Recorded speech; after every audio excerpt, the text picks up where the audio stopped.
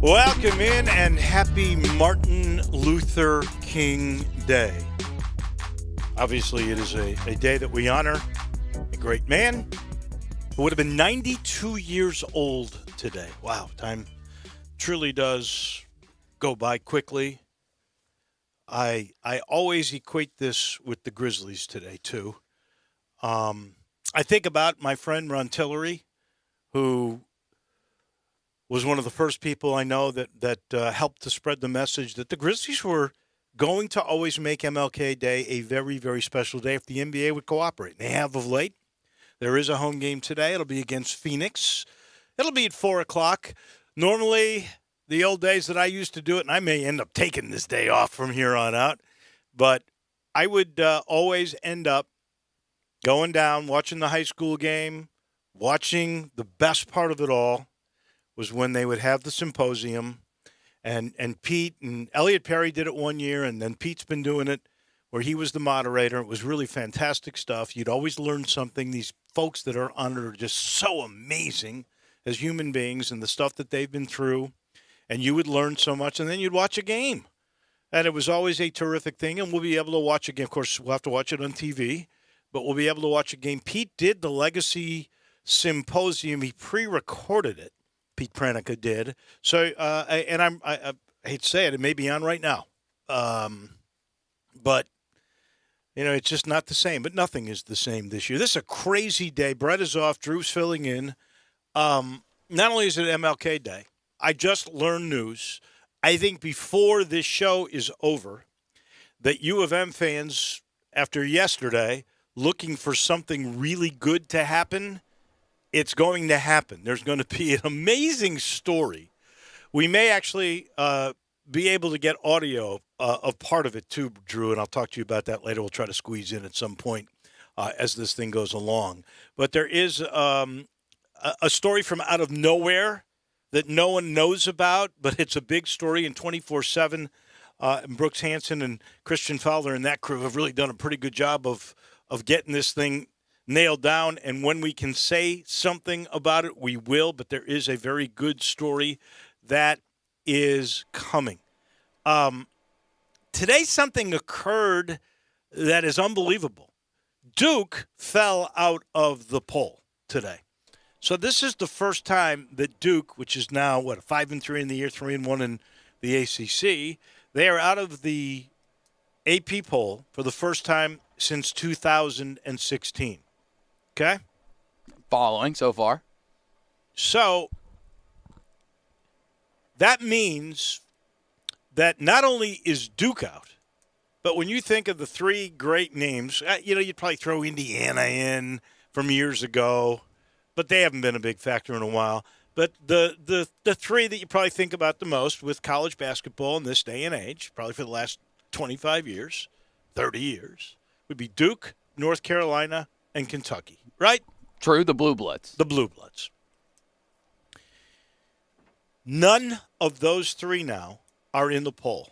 Do you have any idea, folks out there, the last time Duke, North Carolina, and Kentucky were not in the poll at the same time? I for sure did not know it until you told me before the show, so I don't want to take your thunder and guess it because I do already know after you told me. Well, it's staggering. It truly is staggering. It is. It's incredibly staggering. It is the first time since 1961.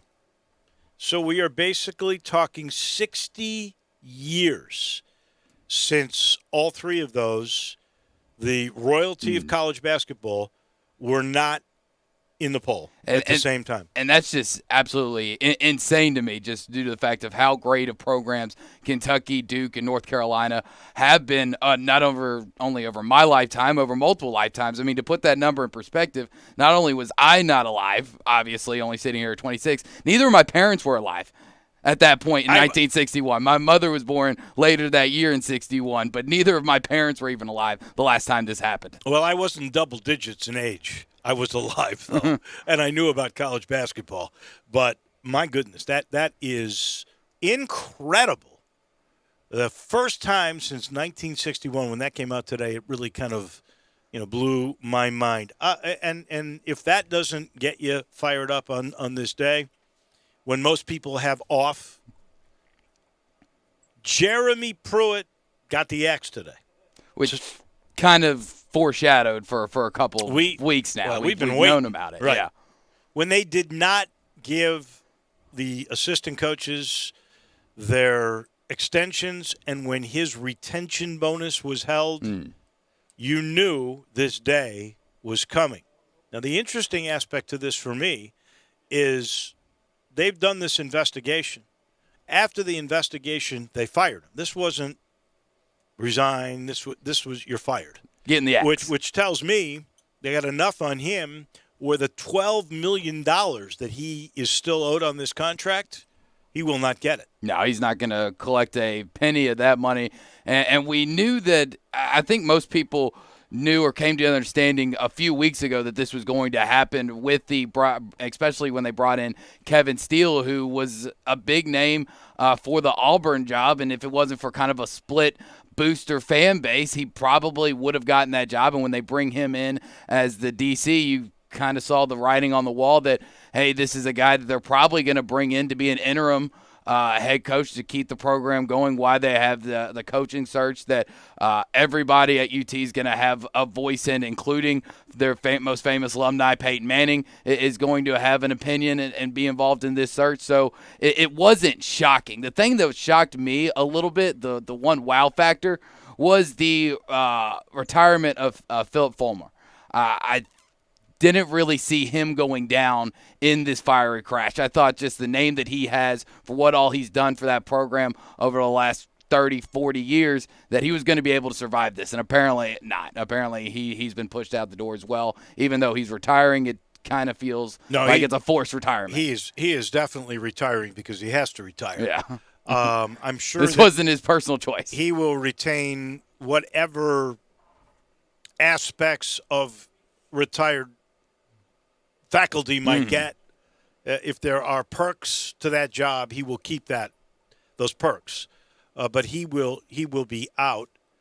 I couldn't help but think back to Johnny Majors when this happened, because Johnny Majors, who passed away this past June, he never really got back into the fold with Philip Fulmer. And I wonder what his thoughts would be today about this. But Philip Fulmer is gone. Somebody has texted us, and I have not seen this as a part of the story, that Tennessee has authorized a self-imposed bowl ban. Have you seen anything to that nature in any of these stories? I have not seen that thus far. I did see, and I'm trying to find the list here real quick, that there have been 5 other firings within the athletic program. I believe 2 assistant coaches and people actually in the athletic recruitment facilities have been let go.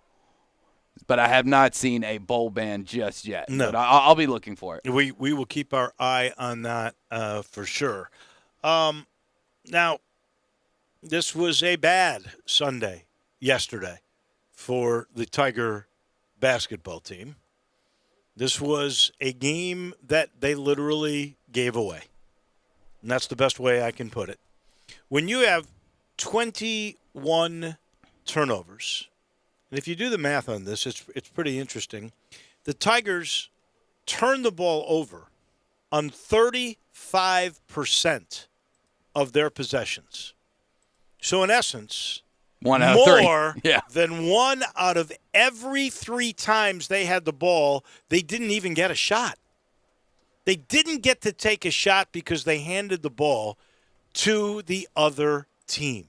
There is no way you can win games if you're going to give away the ball every 3rd possession.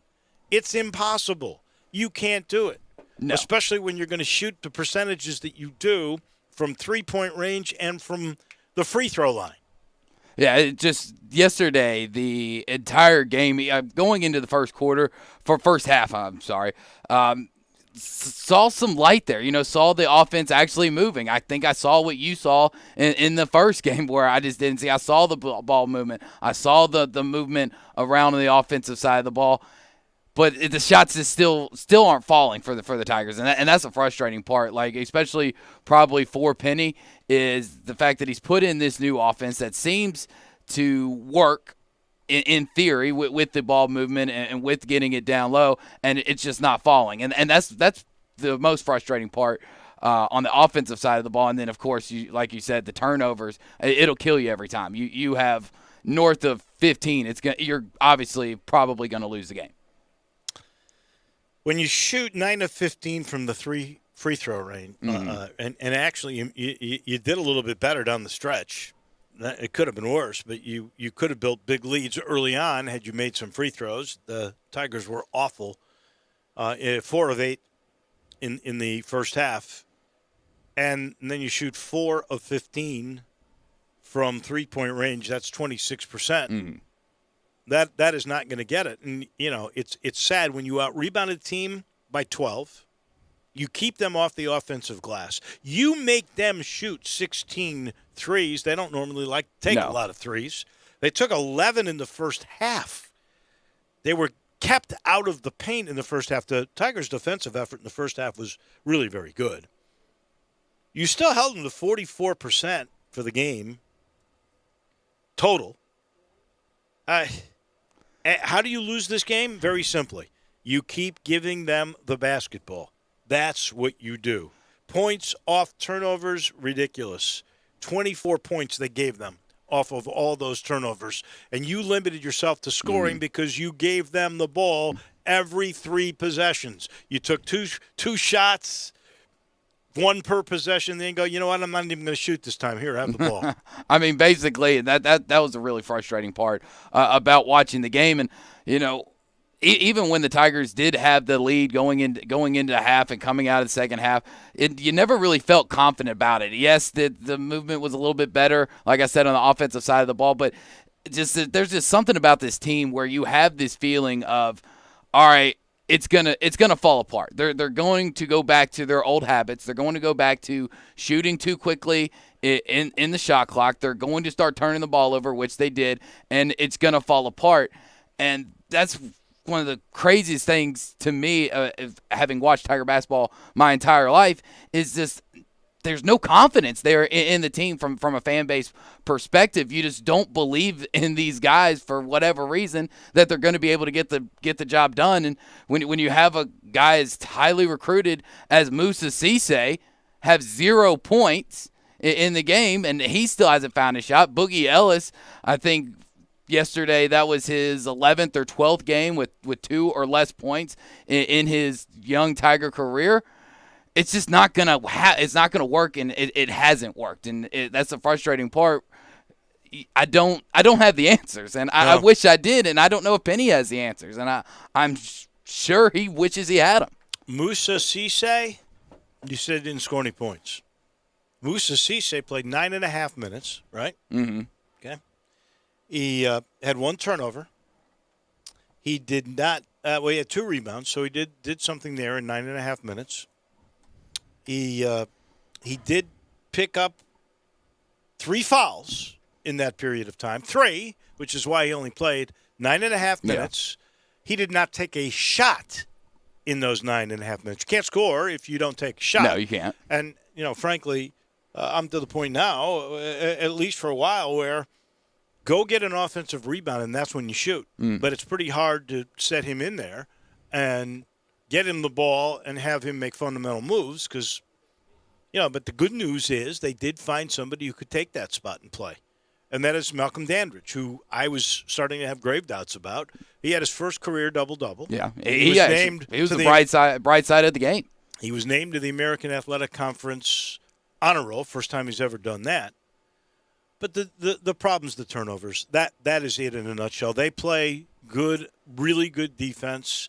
And, frankly, if they stay with this offensive set and really start to understand it and get it down, I do think they'll be okay. But the position of point guard is a position of real problem. Yeah, it is still a point of real problem. And like we talked about, there's really nobody that you have that much faith in to be that one true point guard. I mean, out of your guards yesterday, Lester Quinones probably played the best. I mean, had the most points in 12, had the 2 big threes to keep you close. Well, he was there the in the clutch final 5 minutes of the game when you thought all hope was lost, and was able to cut it down to a 1 or 2 possession game there a couple times. But I still don't see him as a true point guard, as somebody that you can put the ball in his hands for, close to 30 minutes of a 40-minute game, and it's going to be a recipe for success. And once again, I hate to keep using the same words, but that's just the thing that keeps coming to my mind as I watch these games and as I try to break them down and try to figure out what's going on. It's just frustrating that it's just the most frustrating team that I can possibly remember because of the hype that coming in, because of all the smoke that we were told that we had, because of all the stars that you see on the roster. It's frustrating that no matter what they seem to try to do, it does not equal wins. He's tried plenty of things. He has 11 different I take that back. He's had 6 different starting lineups in the 11 games that they have played. In my mind, the problem that is very pronounced is still point guard play. So you mentioned the guards, okay? The starting point guard yesterday, back in the starting lineup for the first time since early in the year, I think since Sioux Falls, South Dakota, was Alo. He had 1 assist in the game and 1 turnover. Lester Quinones, who plays that position a lot and was clutch yesterday and is the most consistent player in the team. Been the player of the year so far. Lester Quinones had 0 assists and 1 turnover. Boogie Ellis, who is supposed to be the shooting guard, zip for 6 from the field. He had 2 assists, but 3 turnovers. 2 assists, at least. That's the best any guard had, was him. I guess if we count Jaden Hardaway as a guard, he had the best ratio, 1 assist and 0 turnovers. And the guy that had the most assists was your forward, DeAndre Williams, who ended up with 6 turnovers, but 4 assists. Yeah, it has not been a recipe for success. And with Boogie Ellis, and, I hate to say that I was right in thinking this way at the beginning of the season when Boogie kind of exploded there in South Dakota. Had looked like he had found his shot, looked like he was going to be the guy going for you for those perimeter type of shooting. And I was hesitant to buy into it because we saw the same thing last year. We saw the great game on Thanksgiving night against North Carolina State, and then he hits the slump of all slumps for the next 2.5 months and was able to finally get something going on right before COVID-19 shut down everything. And now it doesn't feel like that was a slump. That kind of just feels like that's what you have in Boogie Ellis at this point. He hasn't given me anything to prove me wrong. No, he had 1 good game. He had 1 good game against St. Mary's, the opening game. We started to think, and that may be a part of the problem with his team, is this. We got to stop thinking. You said it earlier. And part of this is because they set it up this way. They said all the smoke, all these expectations. We have had great expectations the last 2 years, and they're not living up to those expectations. That just sort of magnifies all the issues. But we can boil this down in a nutshell. You can't turn the ball over 21 times. They had 20 in the first game against Tulsa, 21 in this game.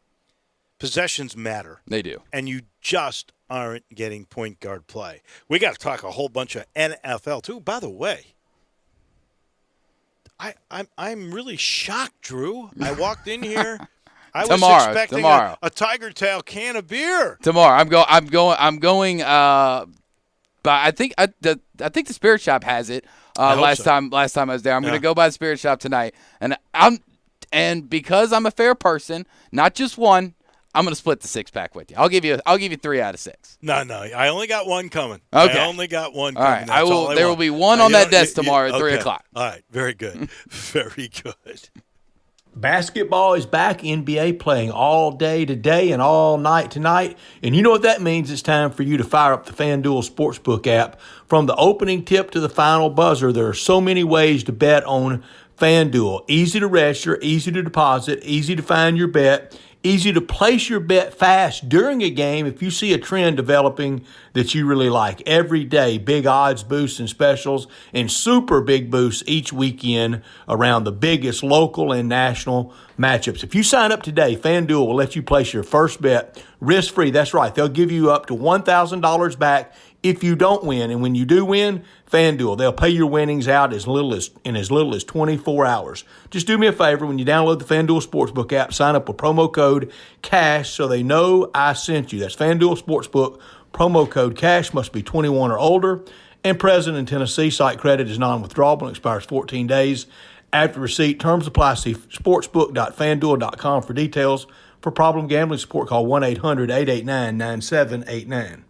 Lexus of Memphis brings you this first hour every single day. They are at 2600 Ridgeway and online at lexusofmemphis.com. Lexus of Memphis offering the golden opportunity, new start to the new year sales event to start 2021. Great offers on the few remaining 2020s, but the 2021s and the special lease options, that's what really matters. If you ever thought I'd look great in a Lexus, well, guess what? Lexus of Memphis thinks you would look great in a Lexus as well. Driving luxury and confidence knowing that every new Lexus comes with complimentary first and second maintenance services. Stop by today at Lexus of Memphis at 2600 Ridgeway and put yourself in the driver's seat of an all-new flagship LS 500, the 2021 model, and you will be looking and driving in style. When you purchase a Lexus, you get top-of-the-line engineering and design, and they make for the luxury driving experience. 901-362-8833, online at lexusofmemphis.com. Experience amazing at Lexus of Memphis. Top story of the day. Well, that is, we've got the NFL divisional races to be had. We've got Aaron Rodgers against Tom Brady. How about that? We may have Patrick Mahomes, I hope. The story there is Kansas City's Andy Reid. You know, he's done something. He's going to get a medal, so you'll hear it later. But he's done something nobody else in history has ever done before. I'm not sure what it is. But for me, the moment that I will remember the most was watching on Twitter late last night. Tom Brady, after the game, Drew Brees. Oh, I saw it too. After the game with Drew Brees' family, and he throws, Tom Brady does, he throws Drew Brees' kid a touchdown pass in the end zone. Kid makes it. And then Pretty good catch, by the way, too. And then Tom Brady walks away, heading north to go to Green Bay, and Drew Brees, as he had walked off, by the way, looking back, and Drew Brees was there playing with his family, and really that was the symbol of it all. One guy moving on, he's still going to play another year, I'm pretty certain. The other guy is saying, that's it. I'm going to be with my family from here on out. Yeah, it did seem pretty symbolic of what was going to happen for Drew Brees. I don't think he's officially announced yet, not officially making a decision, but it seems that all signs are pointing in the direction of retirement for number 9. My top story of the day, the Memphis Grizzlies. They're going for their 5th straight win in less than an hour on this MLK Day against the Phoenix Suns. Ja Morant, he looked great Saturday in his return to the court, and all signs are pointing to in the Grizzlies' favor thus far in this young season as they look to move to 7-6 and jump into the playoff mix. I mean, they win today. I think they're at the 7th seed. Wow. Yeah, well, we're talking playoffs this early, Dave. Here we go. Great and grind. Let's get those towels ready. What is so funny is that before this winning streak, this 4-game winning streak, we were talking tanking. Oh, yeah. Right? And how tanking may be. And then they win all those games, honestly, without Ja. That is pretty darn amazing. But you know what else is pretty amazing? We're all high on the Grizzlies. The Phoenix Suns, the lowly Phoenix Suns, they are 5-point favorites to win this game. Yeah, they're 7-4 coming in, so they are definitely should be the favorites. Not top story of the day. Well, those are the COVID numbers. They don't go away. 454 new cases, 13 new deaths. But there is some good news. The infection rate, which Shelby County health officials say you want under 1, is at 0.91. So that, over the last week, is trending in a real good way. We did have 4,500 tests, and that was down to 10% positivity, went under it. We haven't been close to under it in a while, so that is a good sign. There is no drive-through testing sites open at the moment. They're still determining the availability of vaccine. Some of this is due to Trump's reversal on holding for a second shot. And part of that is the Biden administration, which takes over in 2 days. They are pushing for the release of as much COVID vaccine as we can get and figuring it out as we go along, I guess. But the more you get into the system, the better it'll be, in my mind anyway. So hopefully we get a whole bunch more vaccine as soon as possible. 24.5 million cases now in the United States, but 33,000 new, that's not bad. Worldwide, it's not good, though. Almost 96 million and 285,000 new cases today. That's a lot of cases, but you did share some positive news there, so we are trending in the right direction. My not top story of the day, talked about it earlier, the University of Memphis continue to have problems on the offensive side of the ball, as they have now lost their 6th straight game in the unfriendly confines of the Reynolds Center against the Tulsa Golden Hurricanes.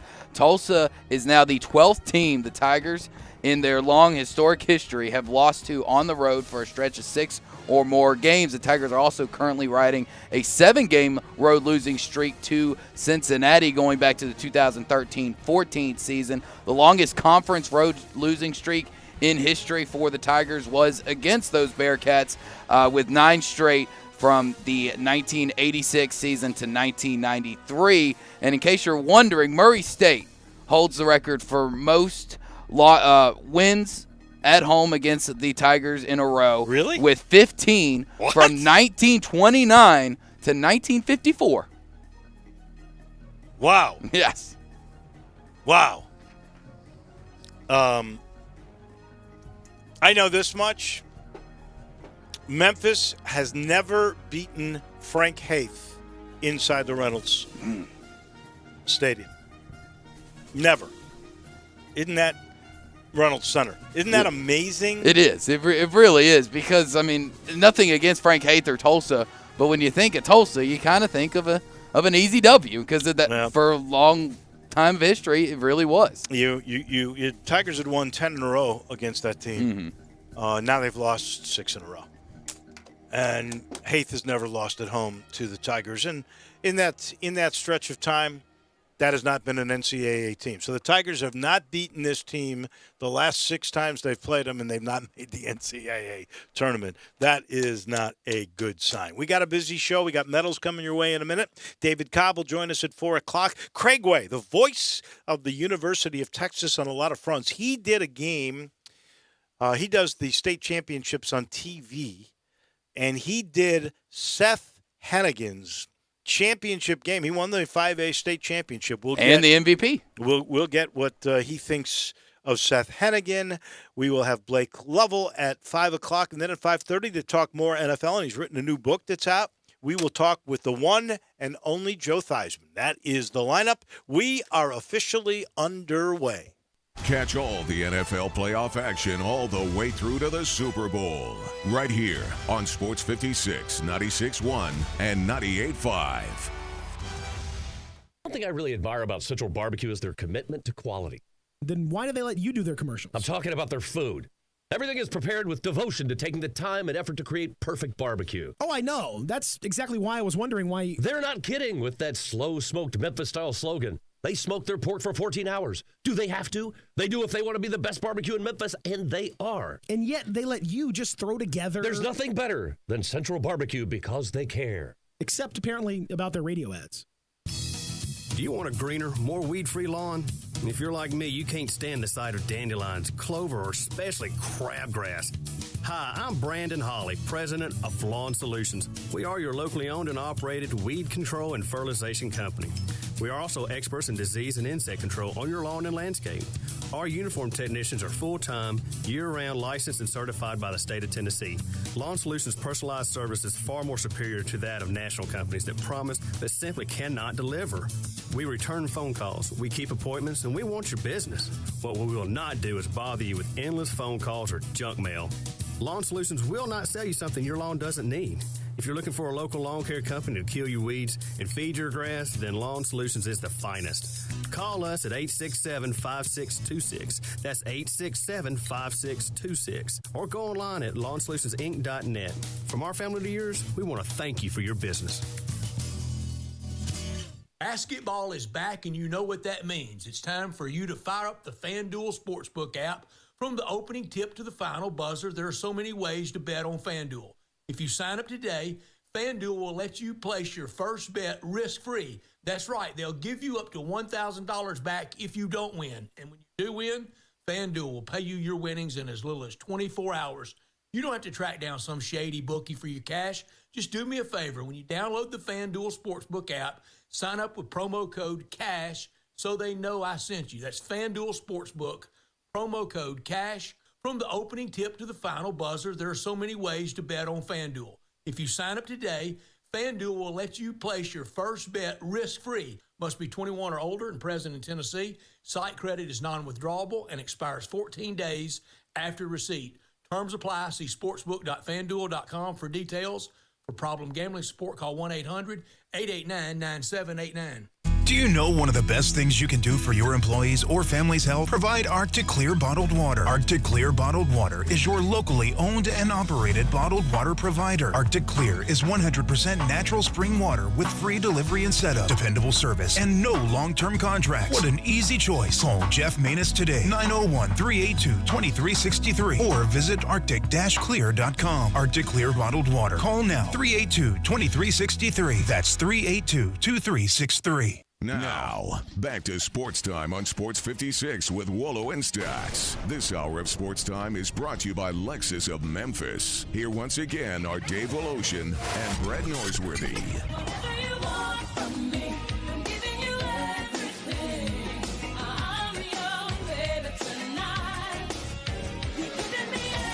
Welcome back into the Family Leisure Studios, and a reminder, they are having that early bird pool sale. Today's a perfect day for that, right? Enjoy today, by the way, because it looks like for the next 5 or 6 days, it is going to be just depressing, rainy, cold. Not too cold, but no sunshine. A lot of rain. Can't say I'm shocked. That's the Memphis weather for Well, it's January. It really is.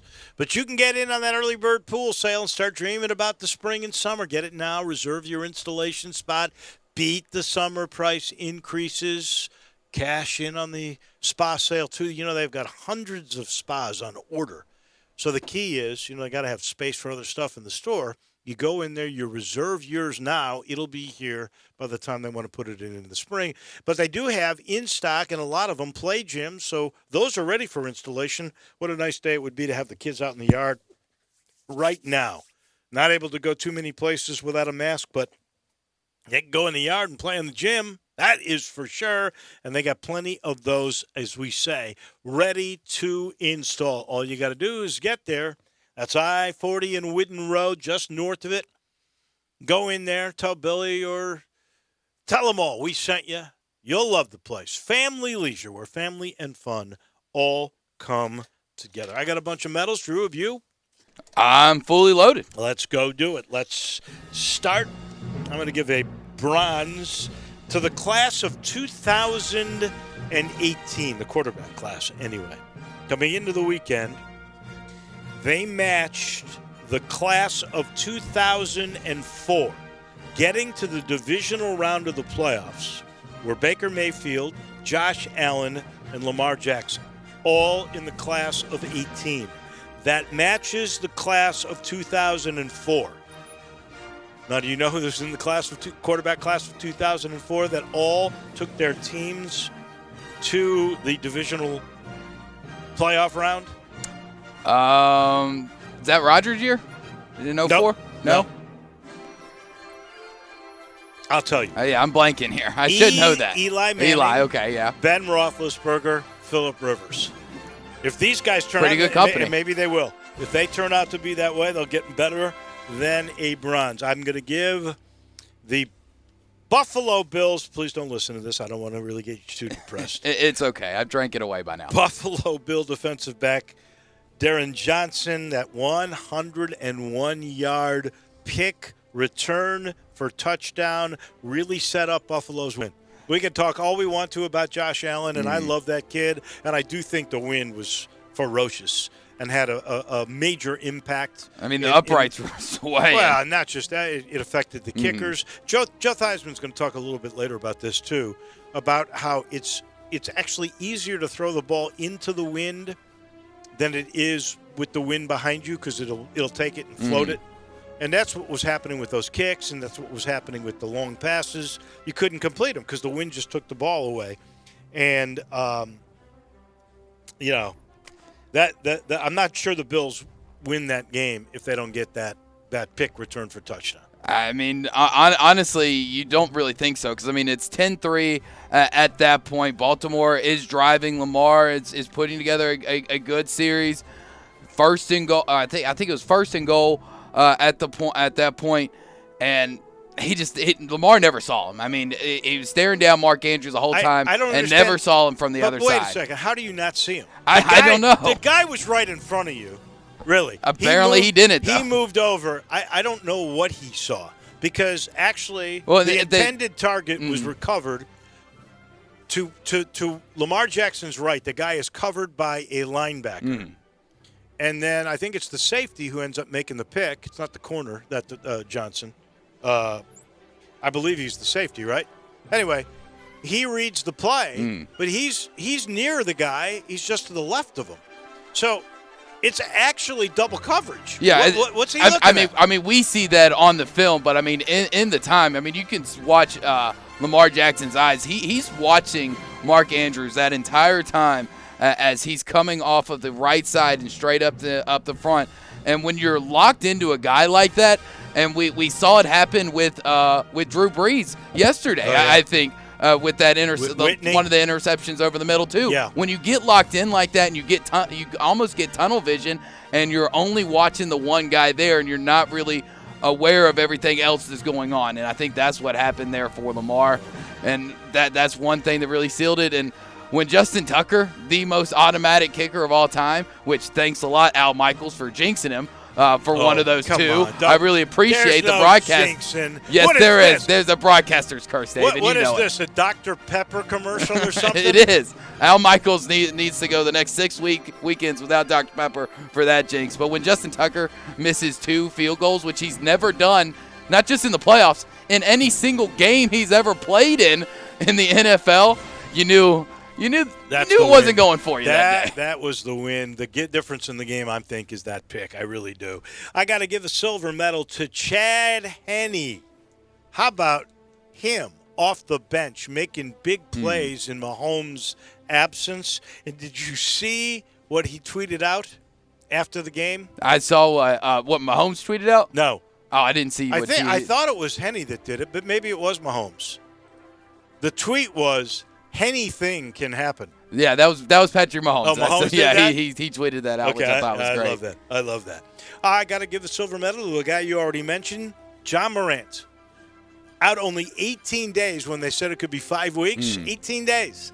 Back in, what does he do? 17 points, 6 assists, and the Grizz win their 4th in a row. And I can't remember who it was. Maybe it was Andy Schiffman who said it on Friday, but he's right. I mean, the whole thing is when John Morant's in a game, you got a shot to win.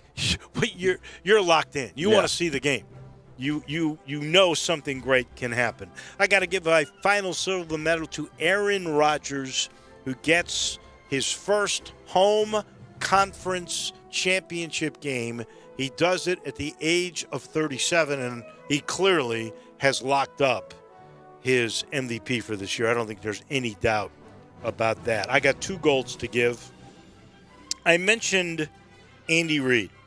Andy Reid, the Kansas City Chiefs head coach, is the only coach in history to ever take 2 different franchises to 3 straight conference title games. And all 3, by the way, to show you how dominant the Eagles were for him in the early 2000s and this current Chiefs group, all of those conference championship games were at his home stadium. That's pretty impressive. That means you locked up home field advantage pretty quick. Nobody has done that in history and he's done it with 2 franchises. That is incredible. I'll go ahead and get to some of my bronze. Wait. I got one last. Oh, you got one other gold. One last gold, and that's Tom Brady, who will be, as a player, forget coach, as a player, will be in Green Bay for his 14th conference championship game. 14th conference championship game. Let that sink in. Yeah, I saw a stat earlier today that I think only 3 teams, let alone players, 3 teams in their history have been to more championship games than Tom Brady. Isn't that amazing? That is just incredible. I'm going to give a bronze to Aaron Rodgers, who looked great, throwing for 296 yards. Give a bronze to Stephon Diggs. I think was a pretty big playmaker with over 100 yards, 8 catches in the TD over the Ravens. Give a bronze to the Bucs for their 17 straight points scored to come back and win 30-20. I am going to give a bronze to Malcolm Dandridge, the only bright spot from the game yesterday, having his first career double-double. and by the way, just so you know, he was really good at the postgame show. He was a good interview. Was he? Yeah, I unfortunately didn't get to listen to it. There really are a bunch of good kids on this team. I really like them. And I think that's another thing that's so frustrating because they are so likable. Yeah, we just want them to win. And you really want the best for them. You do. You truly do. We really do. Going to give a silver to James Harden, who recorded a triple-double in his Brooklyn Nets debut, going 32 points, 12 rebounds, 14 assists. Also, KD had a season high with 42 points of his own. Giving a silver on the ice to the Nashville Predators, who started their season off 2-0 with back-to-back wins against the Columbus Blue Jackets, looking to go for 3 straight tonight in Smashville against the Hurricanes. Going to give a silver, and this was borderline gold. And if you didn't watch it, you got to go back and watch the replay from what we all saw on ABC Saturday afternoon as Max Holloway just absolutely destroyed Calvin and I always have a tough time with his last name. Calvin Cater on Saturday. Holloway landed a UFC record 445 significant strikes, shattering his previous mark of 290, he said, against Ortega at UFC 31. And honestly, Cater, he might get a bronze just for not going down. If you watched any of that fight, you knew Holloway was all over him and won big time. And for him not to go down was actually pretty amazing because he wobbled and wobbled for about 3 rounds. And why Herb didn't call it, Herb is probably the ref that calls fights the most, calls them all prematurely the most. And for him to let him keep going, I thought was really saying something for Cater and that one. Only got 1 gold medal.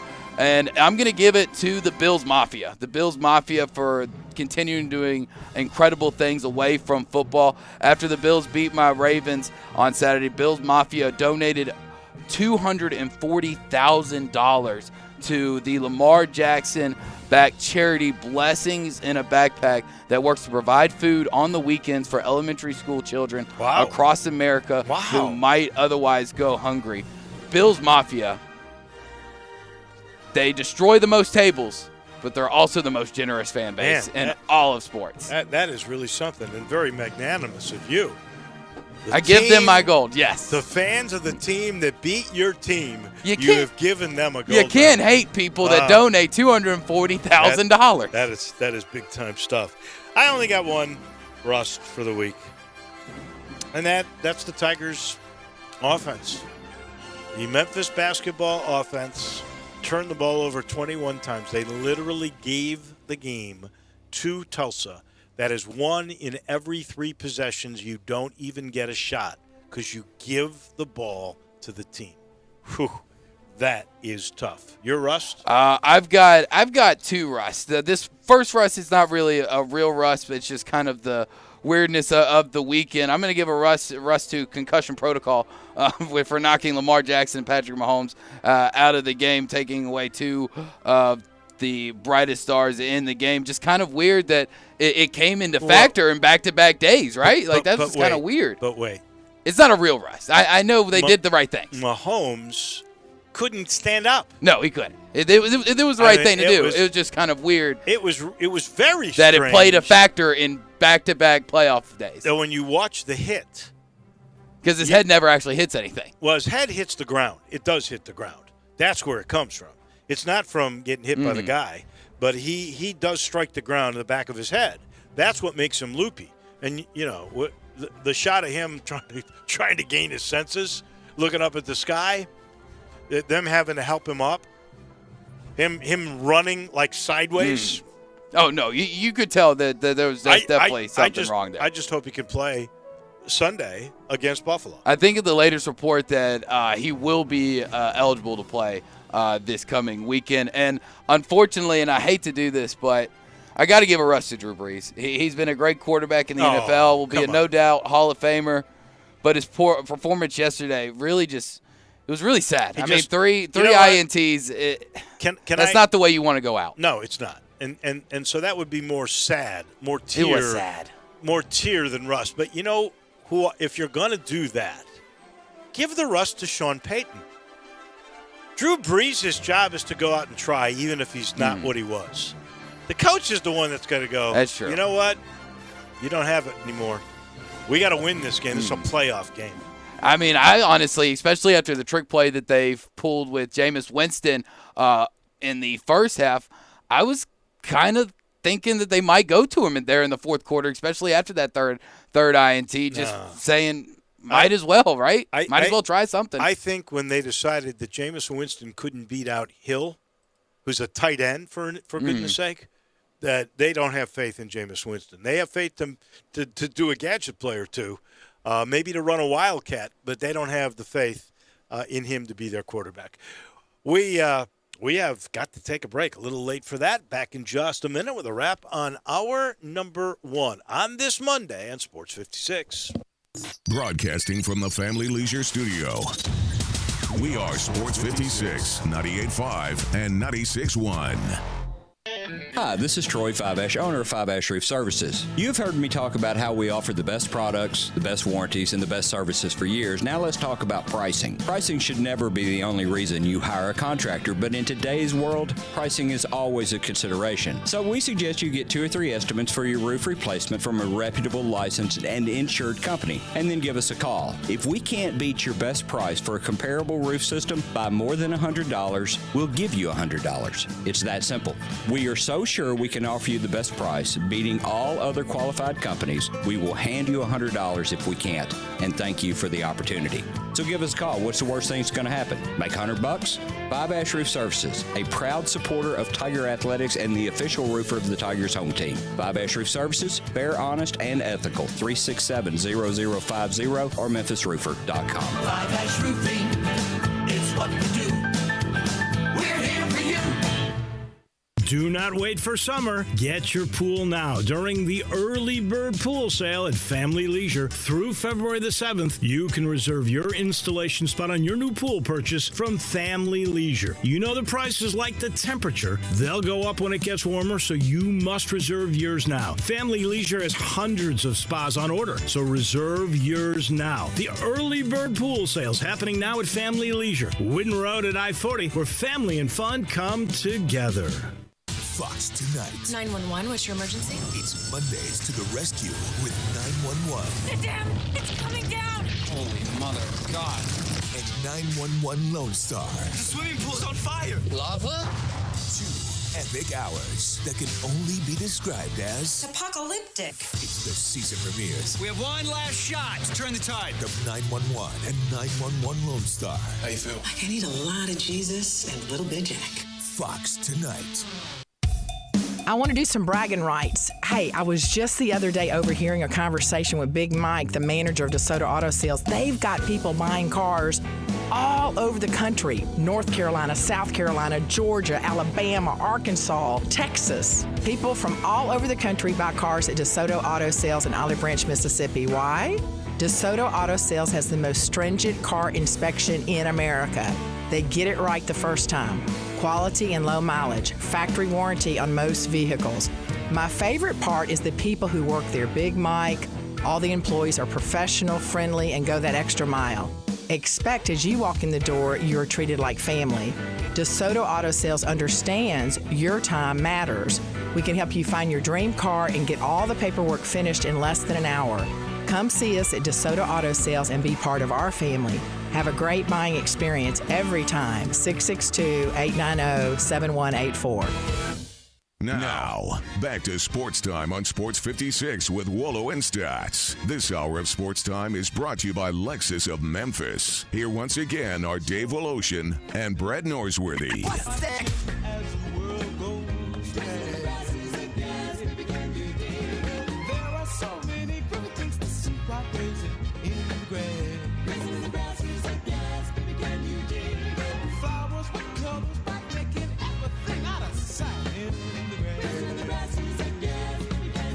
Just a little program that just got off the phone with Charles Davis. You know, Charles Davis would be the perfect guy to be the new athletic director at the University of Tennessee. Wouldn't that be something? He'd do a great job. He really would. Hopefully, you know, he just let me know I have to go through CBS to line him up. So hopefully we're going to have him tomorrow on at 5:30 to talk about the NFL. We'll talk a little bit about the University of Tennessee. This portion of our program is brought to you by the Eflin Insurance Group. Now, I want you to think Eflin Insurance, and I want you to think service. Service, getting to know you. It's a unique thing. They're going to have a relationship with you. They're going to find out about your family. They're going to find out about your needs. They're going to find out about what your budget may be. They do that for home. They do that for auto programs. With 10 leading companies, they find the perfect one for you that fits whatever your needs are. Same thing with life insurance. There, they got you covered with 15 well-respected companies. You never wonder if you're getting the right deal because they're going to find out what your needs, what your budget are, and they match you with the right grouping. Commercial insurance, if you're a small to mid-sized business, they got you there too with virtually unlimited access to programs that will protect you. If you like that kind of protection, if you want to get to know the guy that's going to take care of you and your family, please call Grant, Andrew, or Heath at 901-386-4777. That's GER because they're big Tiger supporters. Again, 901-386-4777. Get protected the right way with the Eflin Insurance Group. You were talking, if I were going to give a rust to the NFL on anything from yesterday, it would be how they need to revisit the way they do replay on helmet to helmet. I don't understand. Yesterday, I heard Eli and Greg talking a little bit about the rule where if you fumble the ball and it goes through the end zone and out, inside that cone in the pylon and then out, that's a touchback. Yes. I don't have a problem with that. I know if you fumble a ball that's advanced and it goes out of bounds, it goes back to the point where you fumbled it, they could possibly do that. I don't have a problem with the touchback. I really do not. But here's my problem. Because on that play, they can review it to see if the ball, where it goes. Mm-hmm. But because they did not call targeting, they can't review if it's targeting. That makes no sense to me. If they're reviewing something and they get something else there, that should come into play because the target there nullifies that play, and then at least they retain the ball. And that would be the only fair thing in that position for me. The way they do the wording on the ability to use replay for something seems weird to me. That needs to be fixed more than the touchback rule. It is kind of weird just due to the fact that you think that they basically can and do review everything in sports now with all the different camera angles and views that they have. And I think honestly I don't like the touchback rule. I think that it should be the same as if it goes out of bounds in regular, that wherever it goes out of bounds, if the other team doesn't recover it, then you should still get the ball. But if the ball goes out of bounds at the 1-inch line, it's going back to where the guy fumbled. Okay, in your possession. Yes. But it's a game of inches. If it goes into the end zone and out, it's just like if I try to down the ball at the 1-inch line. Oh no, it crossed the plane by just a hair. by the hair on my chinny chin. Sorry, it's a touchback. That's the way the rule is. I don't think that's an unfair rule. I mean, it's the one bad thing about it is that you've driven all the way down there and you've lost possession of the ball, and the team gets it at the 20. I mean, if it's recovered, you get it at the 1. So, to me, that is not as big an issue as the fact is it's clearly a bad deal for the guy who fumbled the ball because he got targeted. Yeah, I did. I mean, it's clear as day. And it's clear as day, and that goes off unfree because that part's not reviewable. I mean, if we're going to use technology. Because they didn't initially call it. That's right. But if we're going to use technology to write it, and you have to take a look to see where the ball went out of bounds, then it's captured. Use your evidence to right the wrong. Well, in that case, I mean, if you start doing that, like on fumble plays or change of possession plays like that, it starts this kind of a slippery slope where you can. Yeah, I hear that all the time, but here's the thing. We hate instant replay because it takes time, but if you're instant replaying it, and the whole point of the technology that we use today is to get the thing right. Get it right. Don't use a technicality. Mm-hmm. Cleveland got jobbed on that. They absolutely got jobbed. And that's an hour in the books. When we come back, we'll talk more college football, college basketball with David Cobb from CBS Sports. He comes your way in just a minute.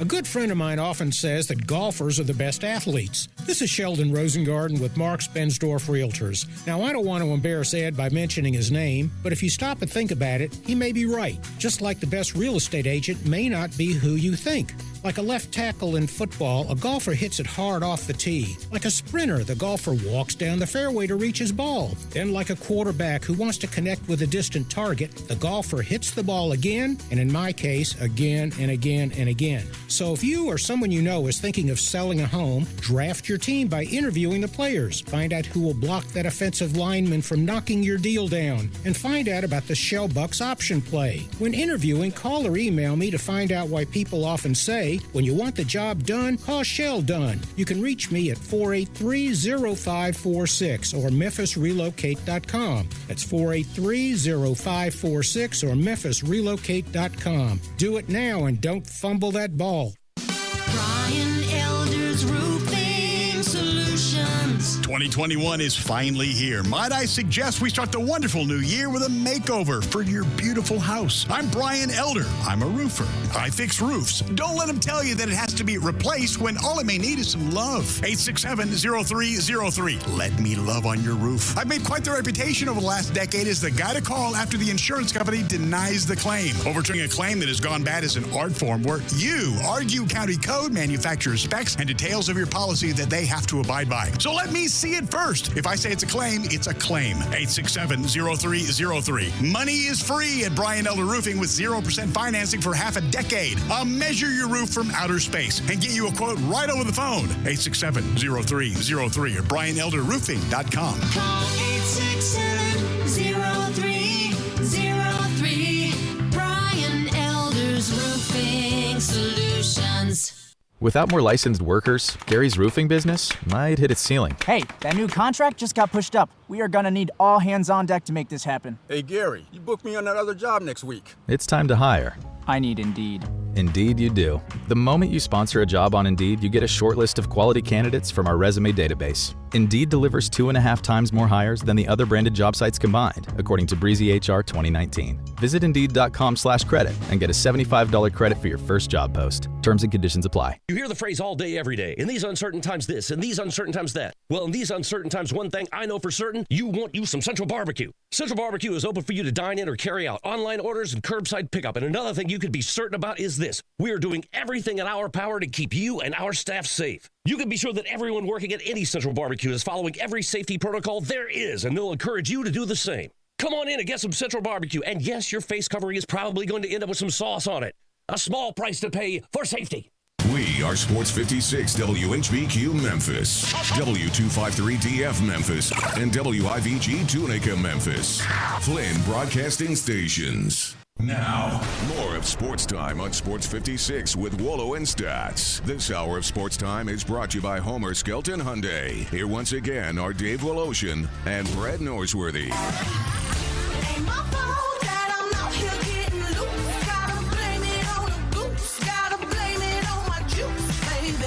Welcome in. Nice to have you aboard. Happy MLK Day. Moments away from tip at FedEx Forum between the Grizzlies and the Phoenix Suns. The Suns are the 7-4 team coming in. They are actually the favorites in the game.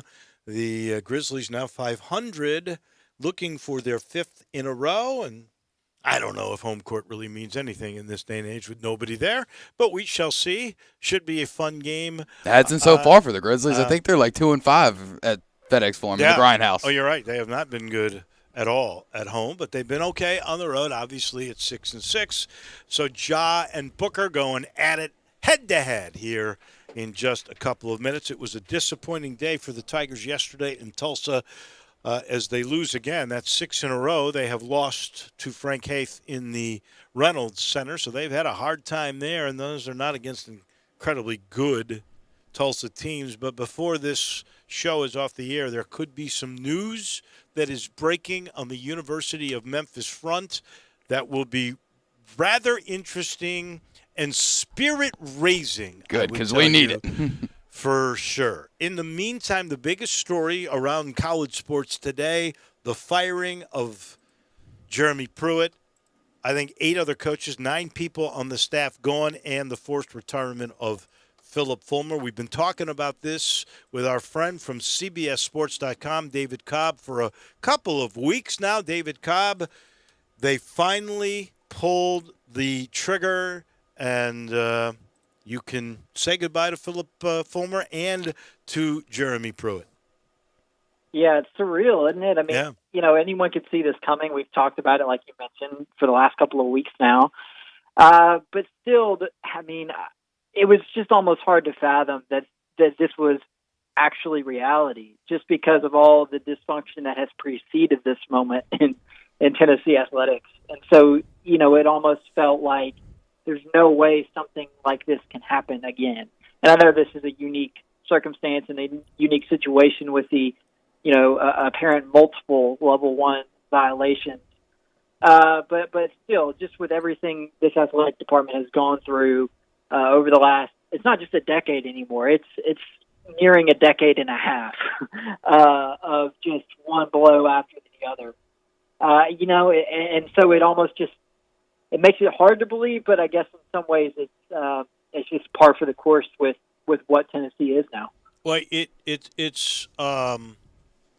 was evident to me this was going to happen, and I knew like a week and a half ago, I guess, and I think we might have brought this up last week, but when they did not pay the extension clauses that were in the contracts for the assistants, when they did not give him his retention bonus, that told you something. And apparently they've been waiting and making sure they had enough of the I's dotted and the T's crossed, because they got a $12,880,000 buyout, which they may avoid if they've got him for these recruiting violations. And David, I suspect they do. What's your thought on that? Well, yeah, I mean, I think if you want to be a glass half full Tennessee fan, which, you know, God bless you. I don't know if there's such an individual left out there on the face of this earth, unless you're, you know, just really basketball oriented, in which case, you know, you're feeling okay right now. But I think, you know, if you want to take a positive look at this, you know, midway through the season, once Tennessee started losing after their 2-0 start, you know, there was a segment of the fan base that started clamoring for this to be the end, you know, for Jeremy Pruitt. But the immediate snapback to that was the buyout. And at that time, you were still paying Butch Jones, but that's now off the books.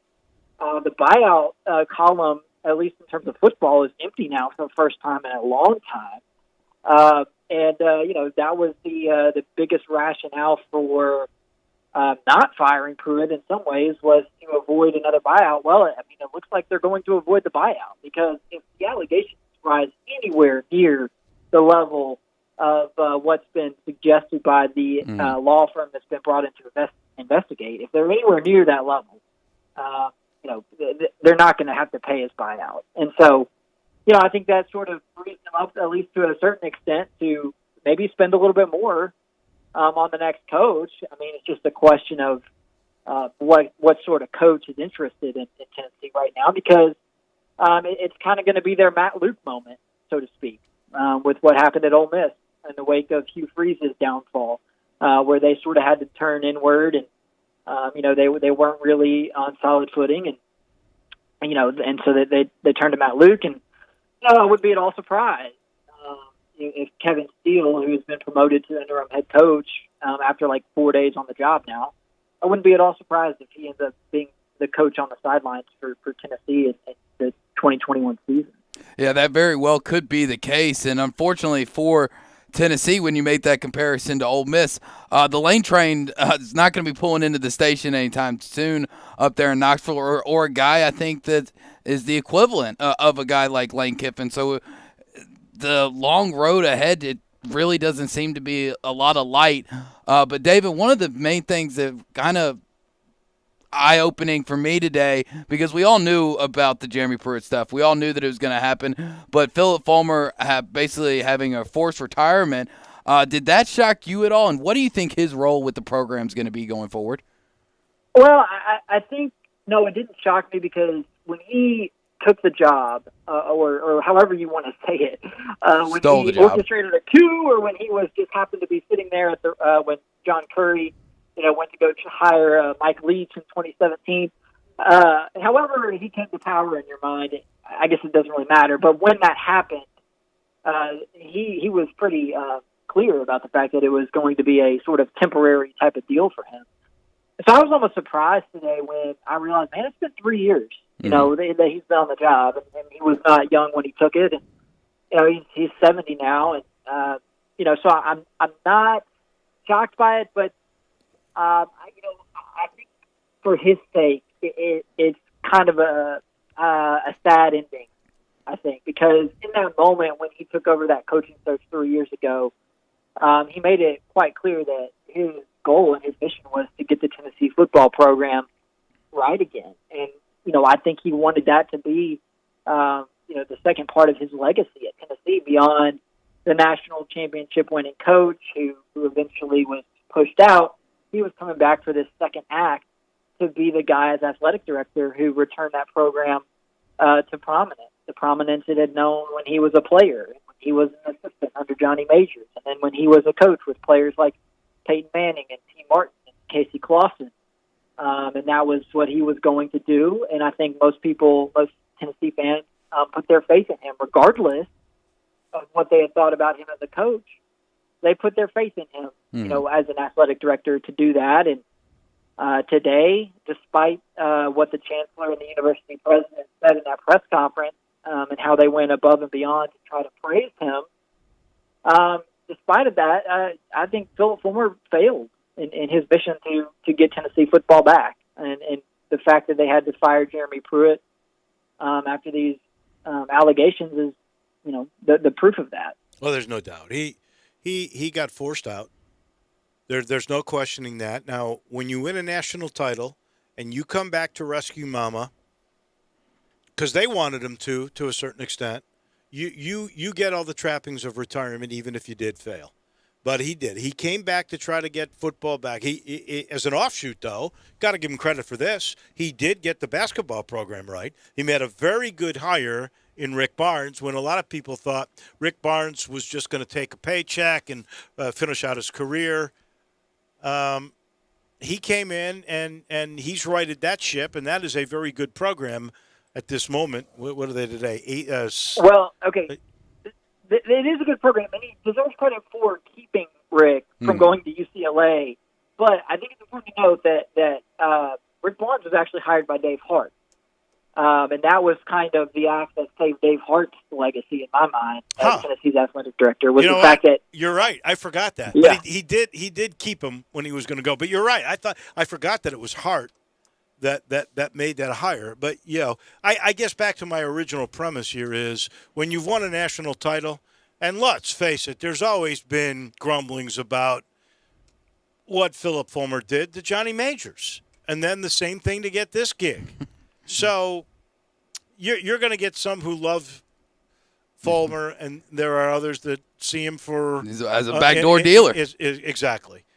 Well, I think the interesting element of this too, that it's maybe getting into the weeds just a bit as well.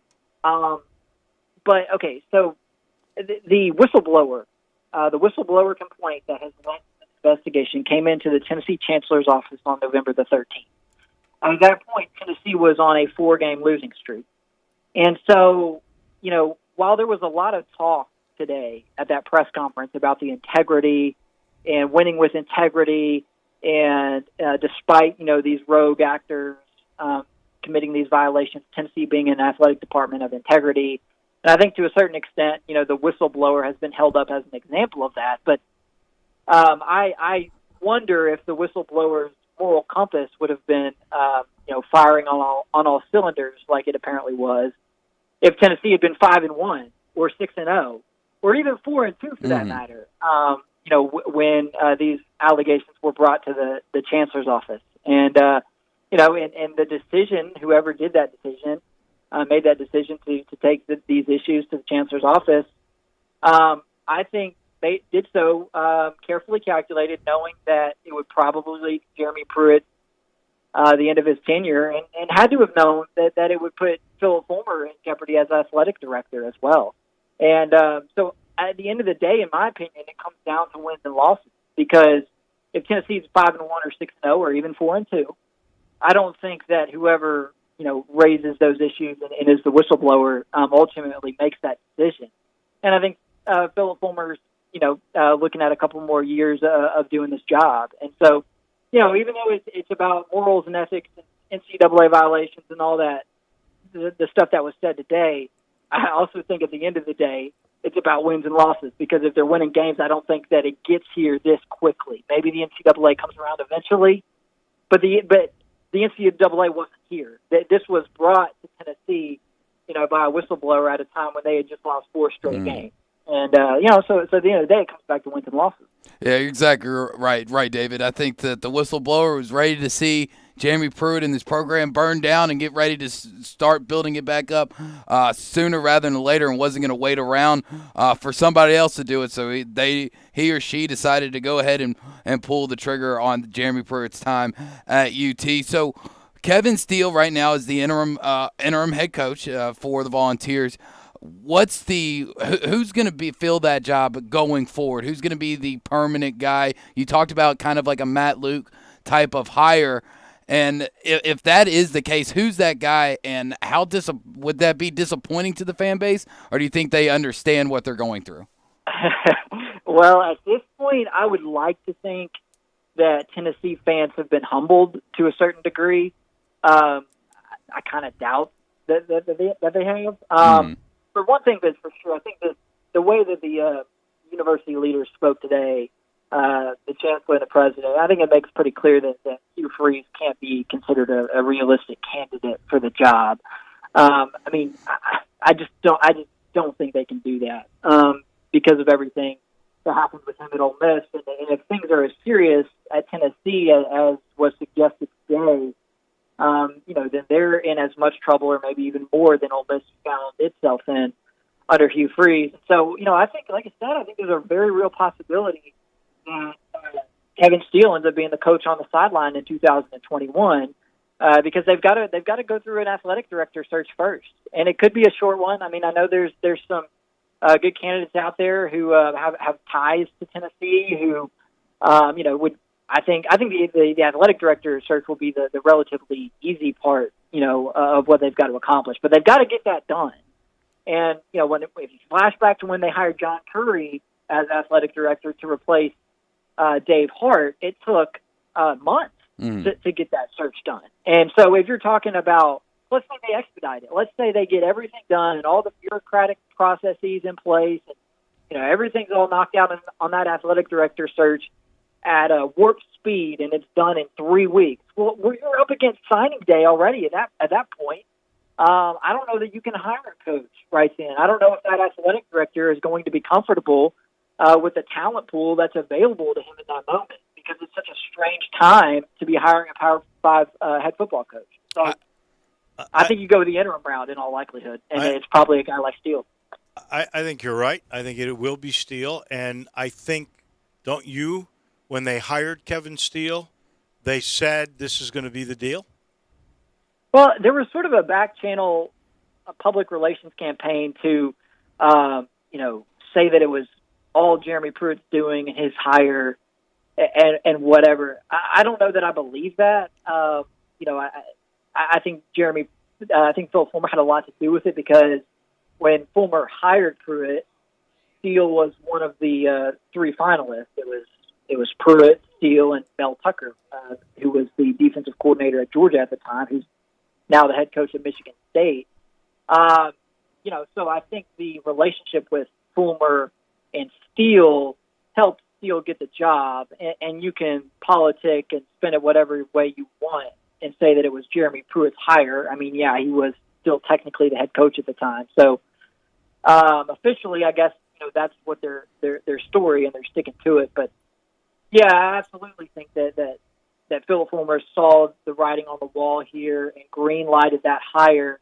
And as much talk as there's been about Steele wanting to come back to his alma mater, let's be real, this is a really well-respected defensive coordinator who's probably had other coordinator-level opportunities come up. And in the terminology they used when they hired him, he was just going to be a, quote, defensive assistant. They hadn't even assigned him a position group yet. And so, I can't say on firm authority with confirmation from any sources that, they brought him in to be the interim head coach.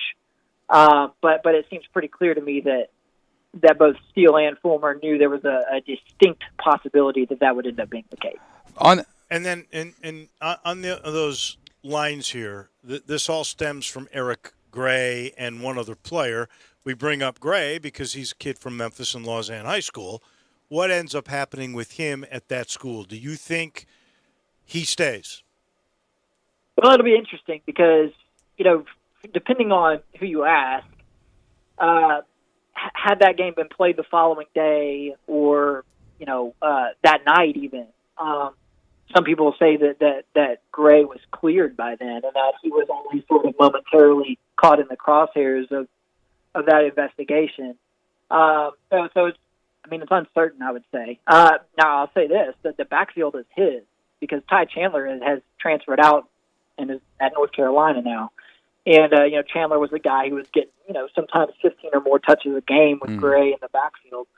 So if Gray wants to stay, he's got a chance to, really be a first-team All-SEC or at least a really high-caliber player, for Tennessee next season. So I do think there's going to be an exodus. There's already prospects commits who have indicated that they're going to reopen their recruitments. I mean, that's just obvious. But I don't know how wide the scope of this investigation goes into the current roster. And, I don't know how deep it goes on any one player. Was it 30 players who all received impermissible benefits on unofficial visits? Or was it 2 or 3 players who were, just given, huge sums of cash? We don't know. That's where this thing is still a little bit unclear, is on the specifics of the allegation. It's just there's not any information right now being shared about how many players and how deep of trouble those players might be in. And who might have gone on a hunt with a booster, like we saw at Ole Miss. Is some of the weird things that we've seen become NCAA violations throughout the years in college athletics. Before we move on to other things, because there are other things going on in college football, I want to go back to something that I think there are. I mean, we got the draft coming up. Justin Fields decided he's going to the draft, right? That's big news. But I want to go back to talking about filling that AD spot, and you said that there are some guys with UT ties. Going forward for Tennessee, I mean, obviously their last AD had plenty of UT ties, and Phil Fulmer. should they kind of look to going to somebody that it's not a coming home situation where they don't have any ties to bring in an outside perspective and take off the orange and white goggles? You know what, Drew? That's a very insightful observation and remark, and that's actually, I think, something that should absolutely be considered, because even before Fulmer, John Curry had attended graduate school at Tennessee and had worked at Tennessee for several years before he came back as the athletic director. So it's, it's, I don't know. I think at the end of the day, you've got to go with the person who is most qualified to actually do a good job. And you got to take the allegiance out of it. And if the guy already has some connections on campus, great. And so if you noticed on Twitter, a few minutes before we got on the phone, I pointed out that one guy who's being mentioned as a candidate is John Gilbert at East Carolina. And he is a guy that worked at Tennessee previously for 6 or 7 years under Dave Hart. And the reason I mention him is not because he's got the Tennessee tie. In fact, I would think in some ways, the Dave Hart connection is as much of a demerit as it is a plus, depending on the way you look at it. But he has a really good relationship with Rick Barnes. And it's hard to overstate how important Tennessee men's basketball is and the stability of that program is right now. I think Barnes, I think the UCLA job was most likely the last serious courtship that he'll have from another program in his career at his age. But just from a facility standpoint, or an infrastructure standpoint, an assistant coach salary pool standpoint, all those things that are important for a basketball program. I think somebody like Gilbert in that chair would be really big for Tennessee right now, because he helped get that basketball program back in the right direction, and he's got a good relationship with Barnes. And heck, his kid's a walk-on on the team. So I think those things make him somebody who should be given a really in-depth look as Tennessee goes through this search. But it should be noted they've hired a search firm, and hopefully that firm will be able to help them cut through some of the issues that tend to come up when, as you say, you look at things through orange and white goggles, because that's been something that has hurt Tennessee, here over the past few years.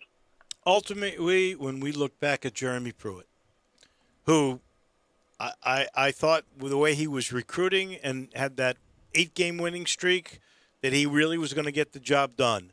What will we point the finger at for his failures? I think it's his inability to be a CEO. And the fact is, this is a guy who had never been a head coach at any level, not at the high school level, not at the group of 5 level, not at the D3 level. At no level had Jeremy Pruitt, ever been a head coach. Now all of a sudden, he is the head coach of a really prestigious program that's in a tough spot. And, he, I think, was a guy who could probably be a little bit challenging to work for, just because of his intensity and his grind at all hours of the night sort of mentality. And, I don't know who this whistleblower is, but, if it turns out that it was somebody who was on his staff, well, then I think that to a certain degree is a reflection on Pruitt's ability to manage people, in addition to the obvious here, which is that people he was managing, committed these violations. The fact that, these things got reported to the chancellor in the first place, I think, as of right now, looks like an indictment on his ability to manage people. And that's a byproduct of Tennessee taking a chance on a guy who had never been a head coach. So that's ultimately what I look at. And now that I say that, it leads me to believe that prior head coaching experience will almost certainly be a prerequisite for whoever they hire next. Excellent take. Last thing. You do a lot of the stories for CBS Sports on the polls. New poll out today. First time since 2016. Duke falls out. When was the last time North Carolina, Kentucky, and Duke weren't in the poll? Crazy, man. And how about Michigan State? I don't think they're in it either, are they? It's just wild. College basketball. I don't know. It's been a long time. Probably never. I'll tell you. 1961. That's how long. It's a crazy year. Crazy year. goodness, that's insane. But hey, I think it makes for a fun season. I mean, to be honest, I agree. The uncertainty is great. Obviously, Gonzaga and Baylor are balling out, but beyond that, I mean, the sport's wide open right now, and it's kind of a lot of fun. Yeah, it should be. And there may be a story breaking here pertaining to the U of M. So hold on to your hat for the next hour and a half. I am curious about that. I'm in tune. Okay. Thank you, my friend. As always, we appreciate it. We'll talk to you next week. All right. Thanks, guys. That's David Cobb from CBS Sports. This hour of the show brought to you by the good folks at Genesis of Olive Branch and, of course, Homer Skelton Hyundai. Great folks right there at the corner of Highway 78 and Craft Road, very first exit in Mississippi. Go there, and you'll see the way car business should be done. I love bragging about these guys, but I got the facts to back it up. How about out of 355 dealers in this country that are distributing the product, selling the product that is known as Genesis, the luxury car that Hyundai makes? I mean, there's 355. Some of these are in major markets, and the formula, when you're talking about the best of the best, is their sales, and so bigger areas would have an advantage. In the top 50 in the country out of 355 dealers. How about that? Now, let's go to the region. Top 10 there. Let's go to the district, number 2, and they want to be number 1. That means the sales, the service, it's going to be beyond compare. They're just always trying to get it even better. And they've got this product that's so good, the G70, the G80, the G90, all the Hyundais, all of the Genesis cars. They get a 10-year, 100,000-mile limited powertrain warranty, and they try to up the game at Genesis of Olive Branch and Homer Skelton Hyundai. Every new car, every Hyundai, every Genesis gets a 3-year, 36,000-mile maintenance package. Free. They do that complimentary because they want to take care of you. And the new GV80, everybody's always asking me about that new Genesis SUV. We've been waiting for years for that car. Well, it's here, but they can't keep it in stock, but they keep a demo. Vinny Gerard will actually bring it to your house. If you call him, here's his direct number, 662-890-6684, or call the dealership. You call him, he'll bring the car out for you to take a look at. Because I'm telling you, they keep getting them and they sell out of them. It's that good a car. Go see for yourself. You will love what you see at Homer Skelton Hyundai and Genesis of Olive Branch. We take a break, and when we come back, we will go to Texas. And the voice of the University of Texas is Craig Way. He will come your way in just a minute. We are Sports 56 WHBQ. Listen to us daily on AM 560, 98.5 FM, and 96.1 FM. Hey, I heard that you just got a new car. Yes, I sure did, and I could not believe how simple it was. Really? Tell me what happened. I bought my car at Cars Inc. They are family owned, and the choices of cars were the best I've ever seen. They even said they could price match with anyone and help me with whatever financing I needed. Wow, it does sound like they know what they're doing. Their family has been in the car business for over 30 years, and they're excited about being in Memphis. Where are they? 5095 Cummington Way, and their phone number is 901-623-7180. Whether you're a pro on the job site or managing properties, clean and safe is your number one priority. And Lowe's has the pro-grade cleaning supplies you need. We go beyond the basics, bringing you commercial cleaning from top brands like Clorox, Zep, and Rubbermaid. And in larger sizes, so you can take on any cleaning job, knowing you have the quantity you need. Shop Lowe'sForPros.com and have your items delivered, or pick up in store. Lowe's, the new home for pros. U.S. only. There's an institution in East Memphis that I love talking about. It's the Spirit Shop at 4848 Poplar Avenue, right down the street from Clark Tower, and it looks like a log cabin. It's been around Memphis since 1969 with a family-owned, friendly, knowledgeable sales staff that is just a wonderful place to go. I love going in and talking wine or bourbons, and they've got such great selection. So if you've not visited the Spirit Shop in a while, it's been remodeled. You'll love what you see when you need spirits. Tell Eddie Wollo said hello. At Jason's Deli, when you're dining in or picking up curbside, you can expect wholesome food and no surprises, just delicious sandwiches, crisp salads, and quick quality meals made with the freshest ingredients and no artificial trans fats, MSG, high fructose corn syrup, or artificial colors and dyes. Around here, a lot of thought goes into what we put into our food and what we take out of it, because you're not just taking a bite, you're getting a taste of who we are. New items are constantly being created to expand our menu for all tastes and special diets with vegan and gluten-free options available. Convenience and on-time delivery you can count on. It's just a click away at jasonsdeli.com, so whether you need to feed 5 people or 5,000, the team at Jason's Deli, they have the credentials and the commitment to keep you satisfied. Freshness is nearby at Jason's Deli, with locations at Ridgeway in the Park Place Center, Poplar and Highland, Germantown Road in Cordova, and on Goodman Road in Olive Branch. Jason's Deli. It's wholesome food and no surprises. Now, more of Sports Time on Sports 56 with Wolo and Stats. This hour of Sports Time is brought to you by Homer Skelton Hyundai. Here once again are Dave Woloshin and Brad Norsworthy.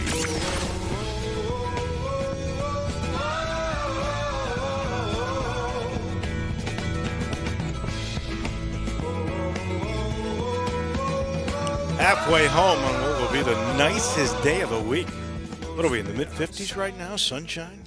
57 when I pulled up here earlier today. If I were not here, I would be on a golf course. There was for no sure. question, because after this, it's rainy and it's yucky.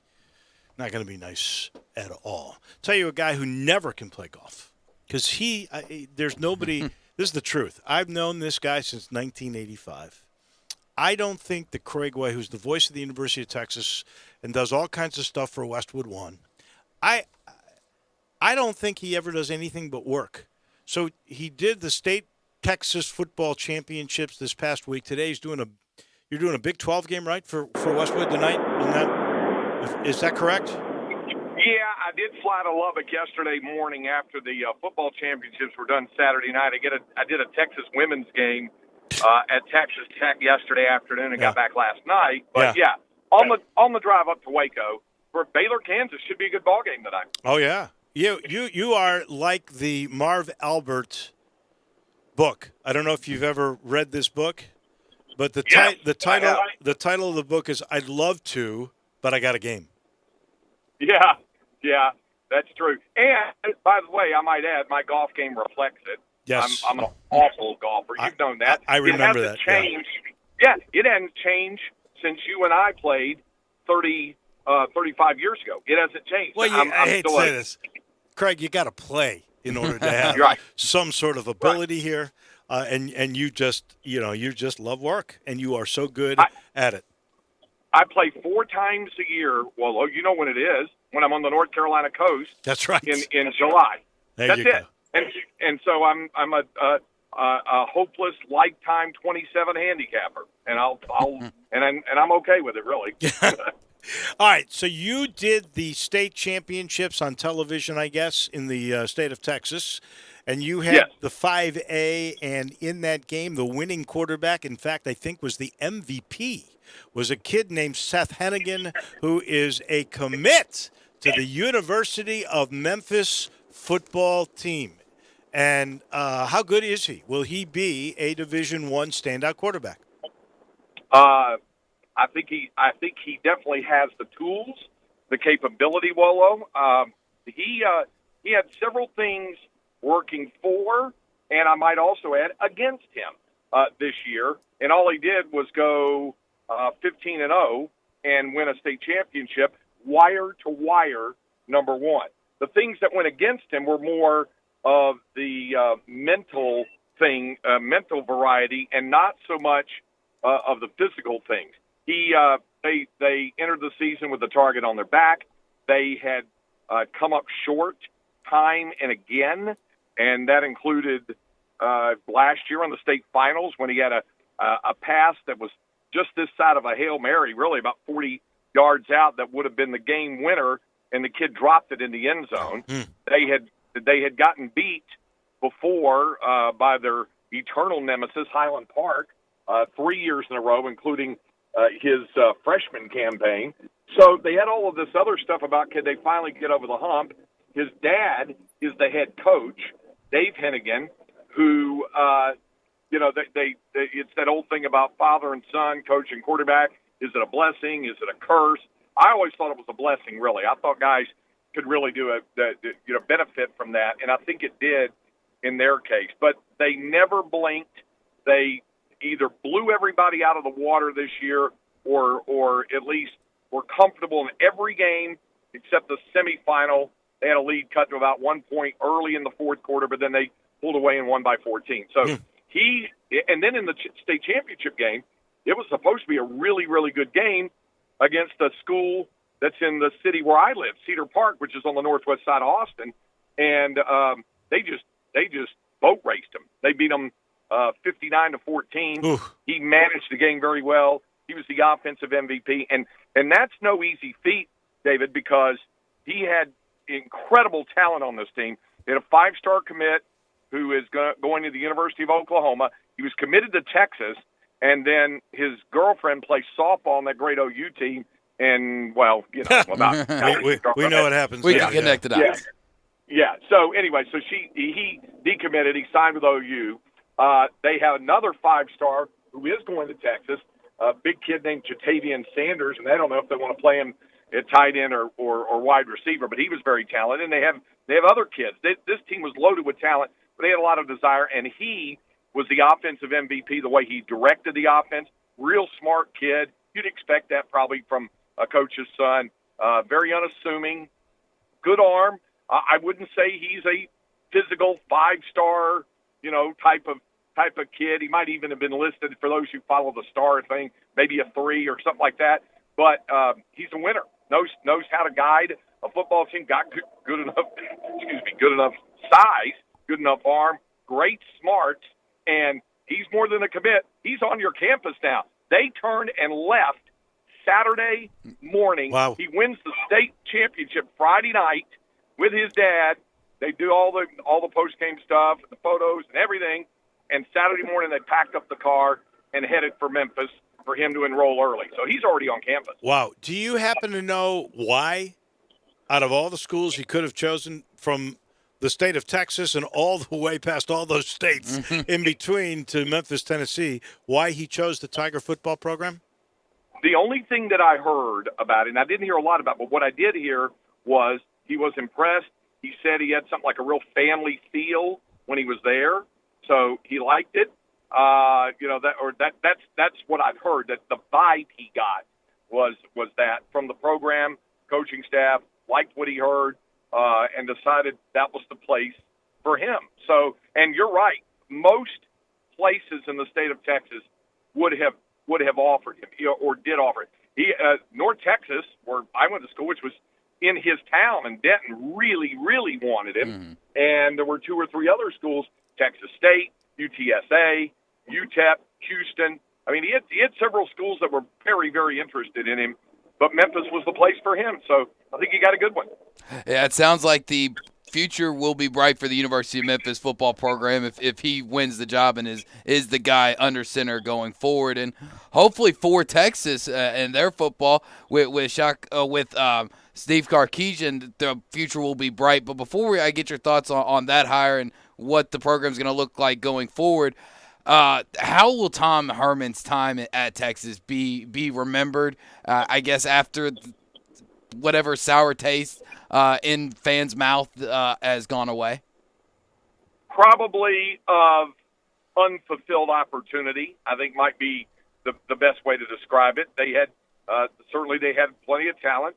They had key moments. They had some good moments where they got a huge win over Oklahoma in the regular season, but then lost the rematch in the Big 12 championship game, and that was his second year, and it was the only win that they had over Oklahoma. They had other opportunities, and then this past year was the most unfulfilled of them all. Texas only lost 3 ball games. They ended up going, 7-3 with a cancellation of the Kansas game. They probably would have been 8-3 given the state of the Kansas program, but they only lost 3 ball games. The 3 games lost were a combined total of 13 points. They were down 2 going into the goal line at TCU, had a fumble there. They lost in 4 overtimes to Oklahoma, and then lost on a walk-off field goal to Iowa State, basically. So but that did not sit well, obviously, with a lot of Longhorn fans. Also, I think it's fair to say, because it had been reported quite a bit, that his personality rubbed a lot of fans, the ones who matter the most in the Texas program, the wrong way. I never had a problem with him. He was always great to me. We got along fine and everything, but but I know I'm not in the same boat that a lot of other people are in terms of fans and stuff. So, that's what happened, and I think that probably as much as anything will be a lot of what it's remembered. Well, I think they'll remember, too, a little bit the way it ended. I mean, here's a guy, he's the only Texas coach ever to win every bowl game he was coaching, and he gets a vote of confidence from the AD like 2 weeks before they find Sarkisian and hire him. So I guess my question is, was Sarkisian such a great find that they decided when they could get him that they could rid themselves, for lack of a better term, of Tom Herman? Well, I think to understand it better, it's kind of important kind of to know the timeline, how this was going. When they lost to Iowa State, in the minds of a lot of Longhorn fans, including the ones, there's some heavyweight contributors who have been contributing to the complete redevelopment of the South End Zone project, which in itself is a $225 million project. And there was a lot of unhappy people feeling like, we're contributing all this and we're spinning our wheels and we're getting nowhere. So that started a lot of all of that. And then they go through the rest of the regular season. They destroy Kansas State. And at the same time that all this disgruntlement was being expressed, Dave, there was this, I guess you might say, this longing, this attraction, this infatuation with trying to get Urban Meyer. And his name had been brought up, and it just wasn't going to happen. Urban Meyer was not interested in returning to college football, as we've now seen for sure. So when that did not happen, in the minds of many, it was like, okay, Texas is going to stand pat. The statement from Chris Del Conte, the athletic director, if you go back and you look at it, is very carefully worded. Nowhere in that statement does he say Tom Herman will be our football coach for the 2021 season. He never said that. What he did say was Tom Herman is our football coach headed into 2021.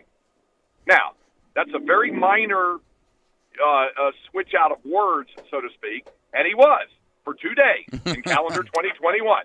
And I'm not saying that Chris Del Conte was doing that on purpose. What I'm saying is he was trying to leave himself as much wiggle room as possible, because from the start, and I'll give him credit for this, what he had said all along was, I will evaluate the program at the end of the season. Well, at the end of the regular season, with the gap that was created because of the game with the loss Kansas. the win, not being able to play Kansas with the cancellation of the Kansas game, all of a sudden he went back in. It had to make the statement because he was being hit up by it. So he goes back in, looks it up, and then says he did some more research and found where some recruits had turned away, like a couple I've mentioned, and then there were other ones, and there had been a real unhappy disposition on the part of some who had visited campus. So he felt like he needed to make a change. At that point, he gathered with the president of the Board of Regents, and he gathered with the university president, and he said in his mind, Steve Sarkisian was his candidate, and to his utter amazement, that was the first name they thought of. They said, that's our guy. Let's go get him.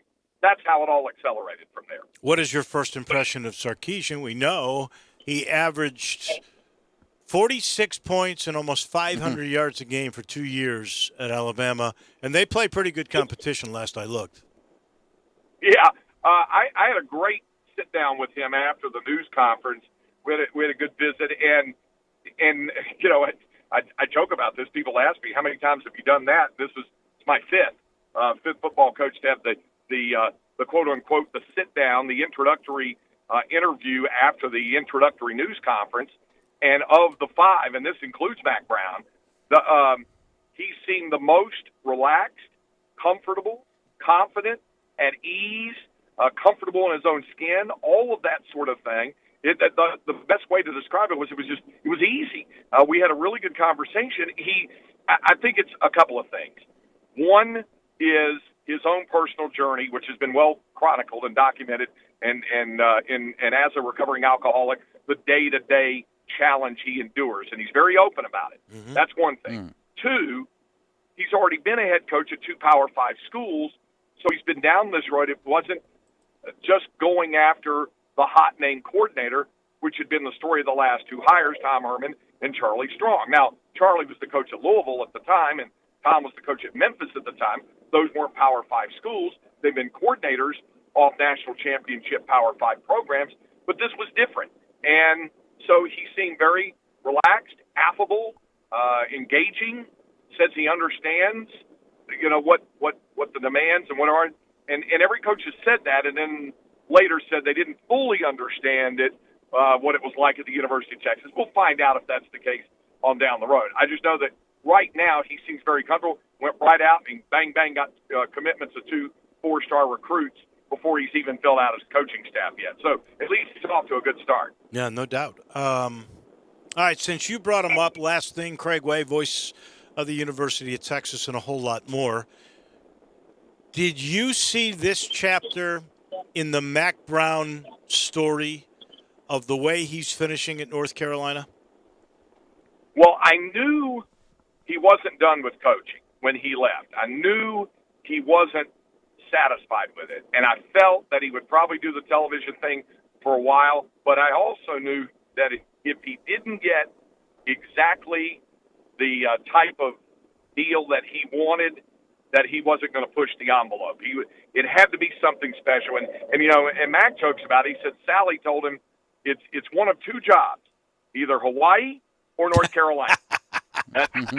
It's the only thing I'll move for, Hawaii or North. Well, Hawaii wasn't opening up, and I don't think Mac had a great desire to move out there. It's a great place to vacation, but I don't think he wanted to move out there. But North Carolina was kind of in a way for him going back home, and speaking of being very comfortable and understanding what that job is all about, because he transformed that job. I grew up in that state, and I can tell you, if you went, 7-4 in the regular season and went to the Liberty Bowl or the Peach Bowl or something like that, then it was considered an outstanding football year. And okay, let's go on to Coach Smith in basketball. It was like that. Right. Mac transformed the mindset at North Carolina that they could be much more in football, and that's where it was when he left them in '97, and he's starting to transform it again going back there. I was very, very happy for him and Sally, obviously, with what they did with the football program, with what Mac did with that program,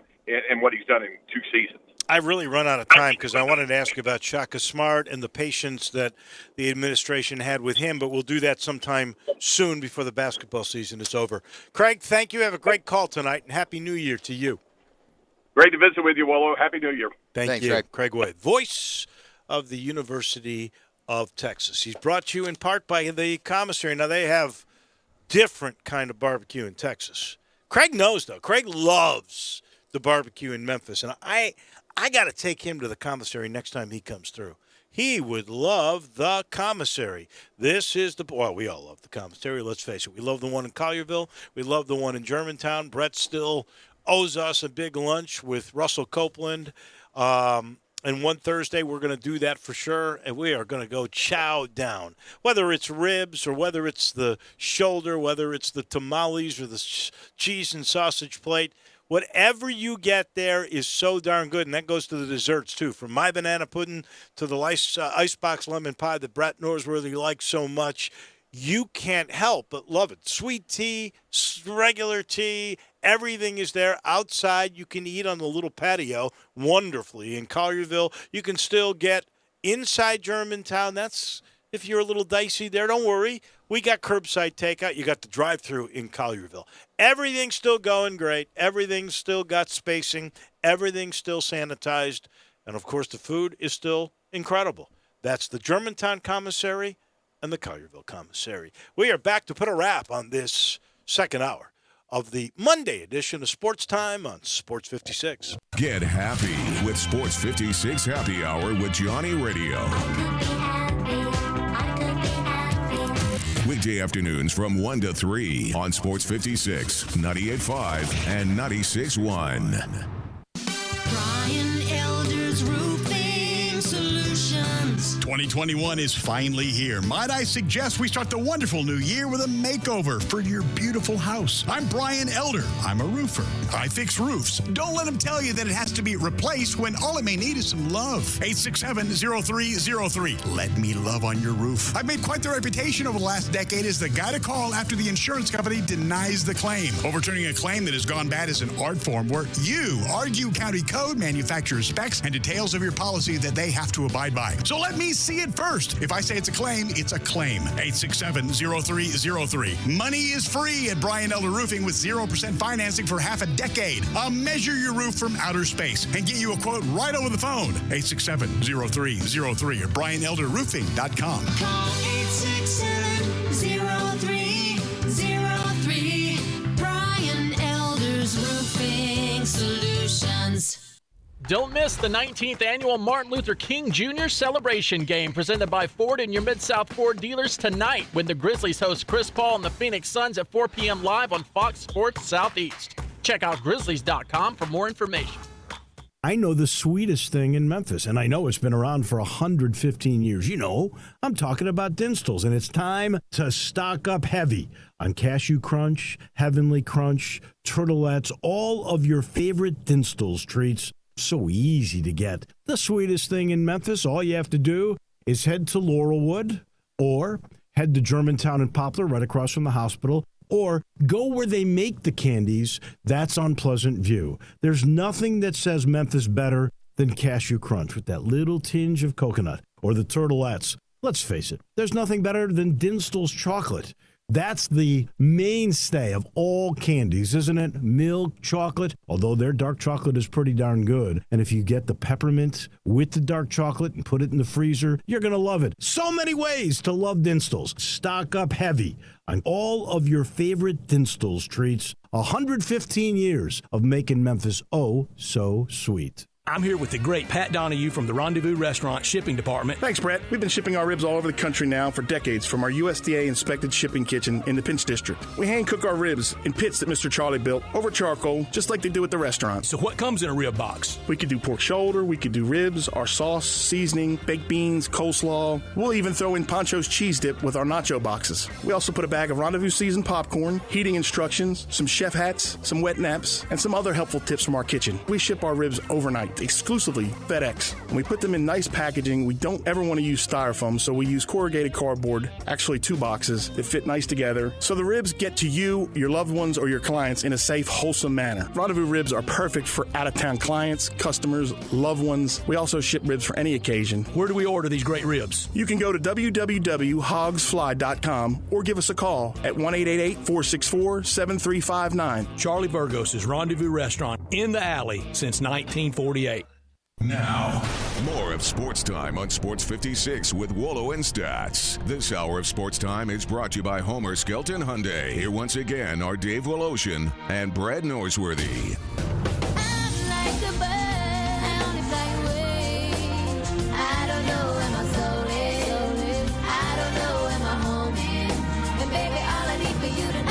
Cruising through. Brett off. Drew filling in. We got a busy final hour coming your way. Blake Lovell on college basketball. We're still waiting on the news. The University of Memphis may have today. That would be, well, let me put it like this. It would be an unusual story if indeed this thing does break, like I have been told it will. We'll see. Well, luckily I know what you're talking about, but yeah, we can't say anything. No, and we can't. It makes me kind of giddy. I mean, it's great news, I think, and it's like you said, especially after yesterday. Yeah, we could all really use some good news. So. It's a unique story, that is for sure. The Grizzlies and the Suns going at it. They are in the second quarter, about midway through, and the Suns have a 5-point lead, 38-33 on the Grizzlies. John Morant already 8 points, 2 rebounds, 4 assists so far in the game, and a block. DeAndre Ayton is the big man for Phoenix, having a nice game, 7.7 rebounds, 3 assists and a steal in the game. Difference in the game may be the Suns with 6 threes and the Grizzlies with only 2. They are 2 of 9 in that department, and at the NBA level, that is not as good as you would like. thing that amazes me about the Grizz is the amount of assists they put up. They have been as high as 80% of their field goals made are on assists. Anything about 60% in my book is pretty good. The Tigers, for instance, last night had 9 assists on 22 buckets made. That's just not good enough. It really isn't. And another thing that the Grizzlies have done just a great job in, especially of this volume shooting, outside shots, live and die by the three type of NBA that we have nowadays, they still have an inside presence. They still have have a down low game, which you don't see it night in and night out anymore. Well, I think they had 80 points. That's right. I was just going to say they set the franchise record, 80 points in the paint in a year, in an era of where you don't do that. Threes, space, pace, hit those long distance shots. This final portion of Hour 2 brought to you by Conway Services, heating, cooling, plumbing, electric, and free furnaces. Yeah, you know, it's free furnace time. That's what happens in January. John likes to say it's the slowest month of the year. The warehouse is full. His crews are slow, so to spark business during these cold winter months, Conway will give away Carrier 80% gas furnace free with the purchase of a standard Carrier air conditioning system. That's right. Got a Carrier air conditioning system in the month of January, you get a gas furnace absolutely free. Nobody else does that. They do it Conway. They have for years, and John likes to go, well, I'm going to spice it up even more. I'll include an April air cleaner, a 10-year parts warranty, a free Nest thermostat. Now that, if you total it all up, is about $2,000 in savings. Plus, you're going to get this deal. You got a choice as low as $139 a month or 12 months interest-free. Everybody could do that. And you're always going to get the Conway Services award-winning, detailed, taking care of you service. So please call, do yourself a favor, get a free furnace, 384-3511, 384-3511, Conway Services. Back in a minute, we'll go to Nashville. We'll talk college hoops with Blake Lovell from Blue Ribbon Magazine. He is next. Looking for fine jewelry for that special occasion? Look no further than James Gaddis Jewelers. Hi, this is Jay Gaddis, and for over 60 years, my family has been here for Memphians on every occasion. Specializing in engagement, bridal, and custom design, we are here to make your dreams come true. Depend on us for birthdays, anniversaries, Valentine's, or any day in need of a smile. We have an extensive selection of gemstone, diamond, and pearl jewelry, watches, and designer pieces. Shop local at Poplar near Mendenhall in the heart of East Memphis. James Gaddis Jewelers, your family's jeweler. Are you part of the cash economy but want to bet online? Action 24/7 has you covered. Deposit and withdrawal in cash. Place your bet online. Action 24/7 has more than 100 partners in Tennessee for cash deposits and withdrawals. Visit action247.com for a location near you. Cash deposits and withdrawals from your Tennessee sportsbook. Action247.com. You got action. Must be 21 or older and in Tennessee. For problem gambling support, call 800-889-9789. Fox Tonight. 911, what's your emergency? It's Mondays to the rescue with 911. The dam! It's coming down! Holy mother of God. And 911 Lone Star. The swimming pool's on fire! Lava? 2 epic hours that can only be described as apocalyptic. It's the season premieres. We have one last shot to turn the tide. Of 911 and 911 Lone Star. How you feel? Like I need a lot of Jesus and a little bit of Jack. Fox Tonight. Listen Sundays at 11 a.m. to join Idlewild Presbyterian Church for worship. Idlewild is a PCUSA church located in Midtown Memphis. First Bank is here to help you, whether you're a business looking for a loan to expand or refinance an existing one, a homeowner looking for a mortgage or home equity line, a consumer wanting to finance your dream car, or wanting a competitive rate on your CD deposits. Let First Bank try to handle your banking needs. Stop into one of First Bank's 3 local branches today, 6482 Poplar Avenue just east of International Paper, 8398 Highway 64 across from Wolf Chase, and 6280 Highway 64 in Oakland. Or check them out online at firstbankonline.com. Member FDIC, Equal Housing Lender. We are Sports 56 WHBQ Memphis, W253DF Memphis, and WIVG Tunica Memphis. Flynn Broadcasting Stations. Welcome back to Sports Time on Sports 56 with Wallo and Stats. This hour of Sports Time is brought to you by DeSoto Auto Sales. Here once again are Dave Woloshin and Brett Norsworthy. Our third and final hour brought to you every day by the good people down on Goodman Road at DeSoto Auto Sales, 5704 Goodman Road, 662-890-7184. Come on down to DeSoto County for that town and country experience you've come to know and love at DeSoto Auto Sales. All the cars test driven, all checked out.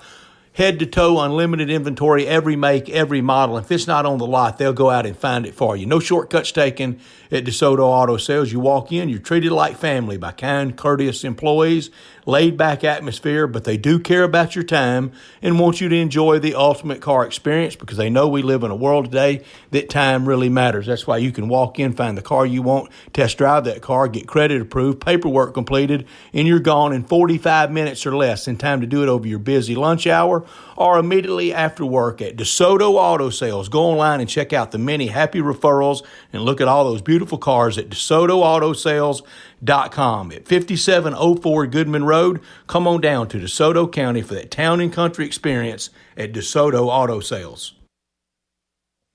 And we welcome you back in for hour number 3. Blake Lovell's going to join us in a minute. The Grizzlies in heated battle at FedEx Forum in the MLK game. Happy MLK Day to all of you. We're waiting on a story that is unique, but there is another story that has just broken, Drew Barrett. And another story? Yeah, she'll like one this. that I'm not aware of? Yeah, I think. I wasn't aware of this until just moments ago, and I'll give Corrine S. Kennedy from the Commercial Appeal the nod for breaking the story. Fans are going to be allowed back in the stands at Tiger basketball games, starting with this Thursday's game against Wichita State at FedEx Forum. Same social distancing measures put in place earlier in the year will be in effect. Face coverings required at all times. Ticketed seats will be spaced out to permit 6 feet between groups. Concessions will not be sold. Outside food and drink cannot be brought into the arena. But there's going to be a crowd. Hey, that's always great news when there's more than just 20 odd people there. It's been kind of weird going to Tigers and Grizzlies games without fans. Just due to the fact that they still try to put on a game-type atmosphere for the players. And it's honestly, it's more weird at Grizzlies games, especially when they do the intro video and the fireworks and everything. And Grizz is up there doing his thing right next to where the media sits. And I last game that I went to, I turned to Greg and I was like, man, can you believe Grizz is doing all this just for you, just for little old us? I feel so special. Super Grizz is coming out to pump me up. I guess they are really doing that for the players. I guess they are truly doing that because it's really weird to hear the intros with the fireworks and then just crickets. But we should point out there are the seat holders, the floor seat holders. There's 74 of those that are doing the drug test. They're doing the COVID testing. They're there. They try. There's 74, and there's family and friends. But when you're used to 15,000 plus, it sounds like a little golf clap. I got news for you. They're still doing. They don't do the pyrotechnics, but they are doing the intro video and turning off the lights and doing. Yeah, they're doing it at the Tiger games. The intro Tiger games too. Just as weird at the college level as well. All right, let's bring in our friend Blake Lovell from Blue Ribbon Magazine. We talk college hoops with him every week in this time slot. Blake, thank you for joining us. I guess I got to ask you the first thing. It is about U of M hoops, and we think there's going to be a very interesting story that will break hopefully before we get off the air tonight. If not, it's going to break sometime soon. But Memphis did get some bad news last night, and that is Arterio Morris, a 4-star guard, opted out of his commitment to Memphis. Somebody's been whispering to me he may be thinking about Arkansas. What do you know about the deal with Arterio Morris, who, he said when he committed to the U of M, and I know his mother really likes Penny and that this was his dream spot to go. I don't know if there's an AAU coach that got involved in this or what there may be down in Dallas, but do you have any insight? Yeah, guys, I think, in a situation like this and just seeing it, I kind of draw parallels to some of the other stuff we've seen, especially just in this season, because I think one of the things I remember coaches talking a lot about, doing our Blue Ribbon previews and all that, and catching up with everyone around the country, was that you never really know kind of what conversations are being had. I think in a season like this, because there are so many unknowns. I think, and we knew going into the season, there were lots of stuff that we didn't know how it would play out when it came to recruiting and that type of stuff.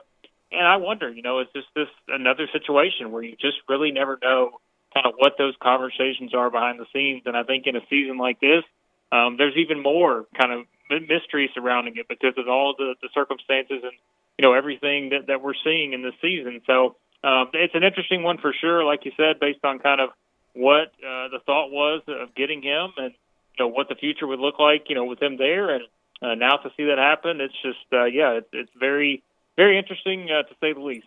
Yeah, it was very interesting, and especially the timing of it, coming only a few hours after the Tigers lose by 1 at Tulsa, a place where they haven't won in over 6 years. And with the Tigers and their offensive struggles, and if that was maybe a factor, could you see maybe some more recruits starting to kind of distance themselves just due to the fact of what they're seeing on the court? Yeah, Penny can sell them on the facilities in the future, but if they're not seeing it right now, do you think that's going to affect it?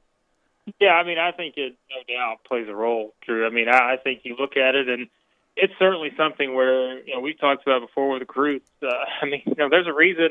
Look at some of these teams that do play this up-tempo type of style. Like, you hear players all the time. Like, that's what they want to play. They want to, be at some of these places where they know they're going to be able to, put up points and play a fast up-tempo style because they think that's what's going to maybe put them in the best position to be able to get to the next level, to play in the NBA, all those different things. And then, to play for someone like Penny Hardaway, which we've talked about so many times now. It does have those connections and has been at that level and just all the different things that goes along with it.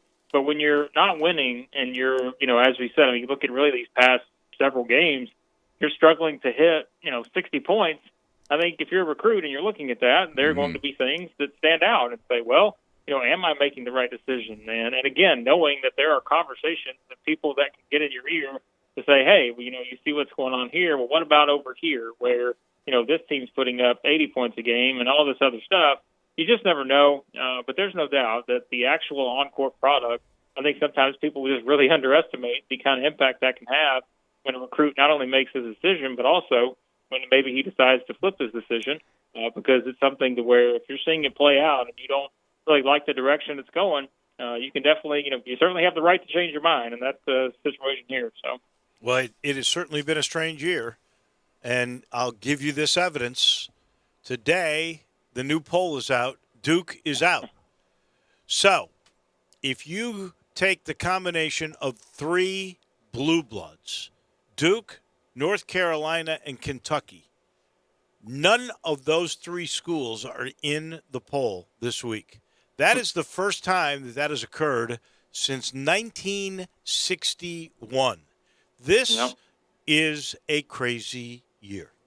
Yeah, and I think someone pointed out that Duke was the only one of those 3 that even received votes and even getting into the polls. So it is, and I think going in, we expected it to be a weird season. And look, I say this, and I've seen people point out, you can't just say it's a weird season. You can't underestimate what everybody else is doing. You can't downplay it, and absolutely not. You can't downplay how good some of these teams are playing. But we knew, though, there were going to be some really weird aspects about the season because we've seen, all these different pauses. We've seen games getting moved around, and we're playing, back-to-back conference games against the same team on back-to-back days in different conferences. And it's so unusual. And I think, what better way to certainly accentuate that and really hammer that home than seeing all 3 of these teams not in the top 25. And it is, and I don't know, is there a common denominator between that? Because, certainly look at teams like Kentucky and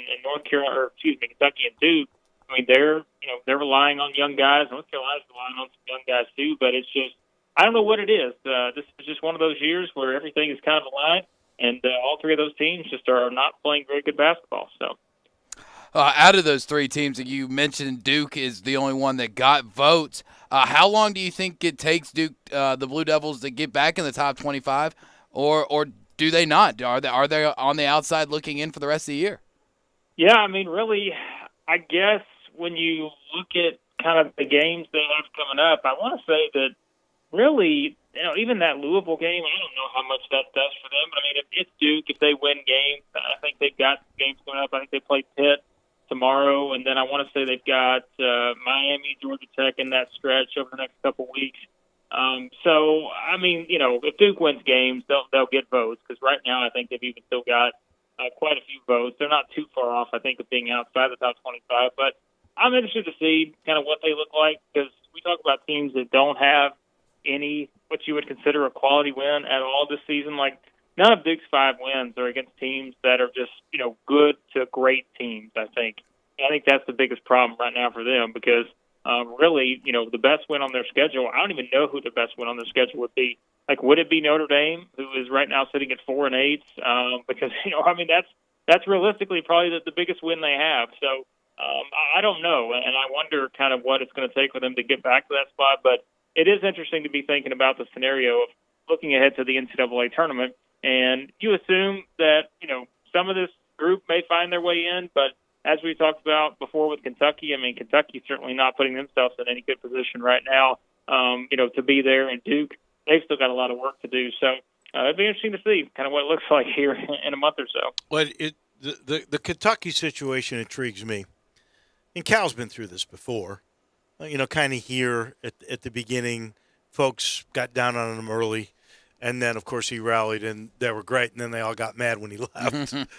But he's struggling this year. It looked like he had turned around when they started league play, and then now they've lost a couple in league play. And, it's a highly, highly unlikely thing that he'd make the NCAA.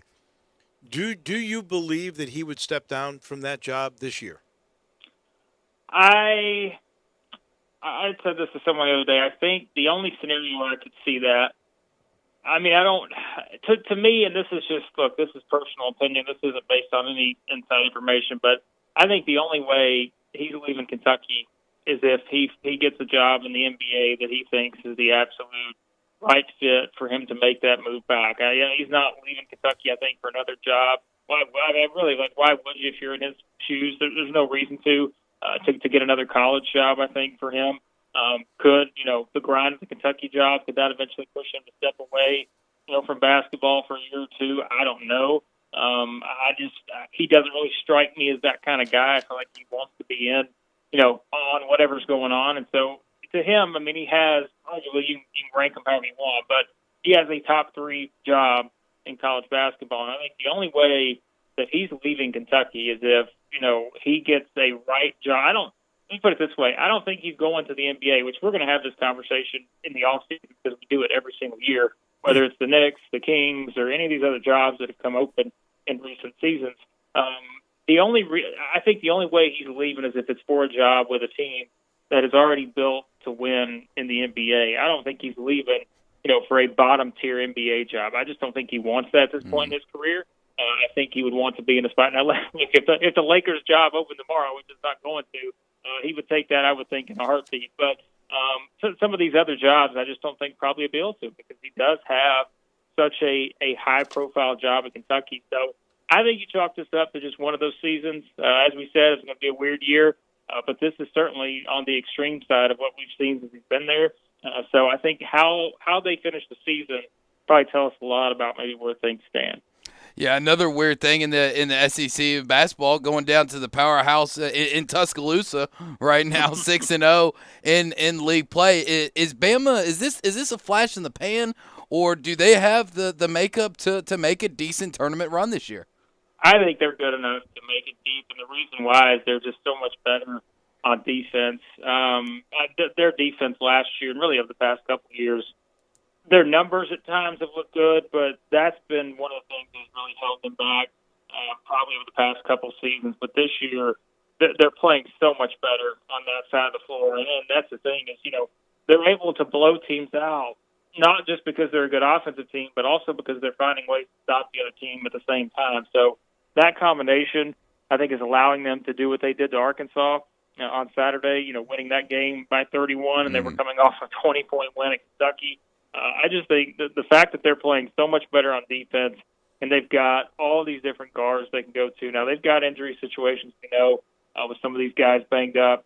But I think overall, if they're at full strength and if they, when they do get these guys back at full strength, if they're not the best team in the SEC, they're maybe just a tiny bit behind Tennessee, because I think right now those are the two best teams. But then again, a big game tomorrow night for Alabama and LSU, and I can certainly see LSU winning that game too, because those are the top three, I think, right now for sure. Well, if LSU won that game, then all three of the top teams would have one loss. Yeah, I am really impressed with what Alabama's done, because, they beat Tennessee at Tennessee, and I know that's your preseason favorite. But they won there. They went to Kentucky, and they won there with three guys out. I mean, they are for real. Some people think Alabama's 1, LSU 2, Tennessee 3, that LSU may have more talent than anybody in the SEC. Yeah, and that's the thing, is of those three teams, Tennessee is the furthest behind on offense. They're the best defensive team of those three teams, but I think Tennessee's still got some work to do on offense. So it's a very intriguing dynamic with those three, because Alabama, LSU, like offensively, they're two of the best in the country in terms of what they can do on offense, which is nothing unusual, especially with LSU. I mean, really, since Will Wade's been there, their offense has been one of the better ones in the league and the country, period. And then for Alabama, like we said, I think all the guards they have now, they can do that. But, for Tennessee, they've still got I think they've still got to find a few things on offense, have a little bit more consistency there. But they're not a bad team. They're just, their defense is at such an elite level, I think, that sometimes, they don't have to be a great offensive team. So it's at this point, like if you just look at how the SEC from top to bottom it kind of looks right now, I would see it very hard for anyone to maybe be ahead of those three teams. I just think they're the clear top three. After that, I think there's a pretty significant drop-off in terms of being at that level. Because all three of those teams, realistically to me, I mean, they're all like, Sweet 16 and beyond type teams. And you would probably be disappointed if they didn't get there just based on how those teams are made up. But everyone else, I think you see kind of the flaws in some of these other teams. But there's no doubt those three right now are certainly playing very well. And going back to the team that Bama did destroy by 31 points on Saturday, Eric Musselman and the Razorbacks started off the year pretty hot, 10-0, then just basically hit the gauntlet of probably the four best SEC teams in the stretch. Do you see Musselman and the Hogs turning it around here in the next few weeks?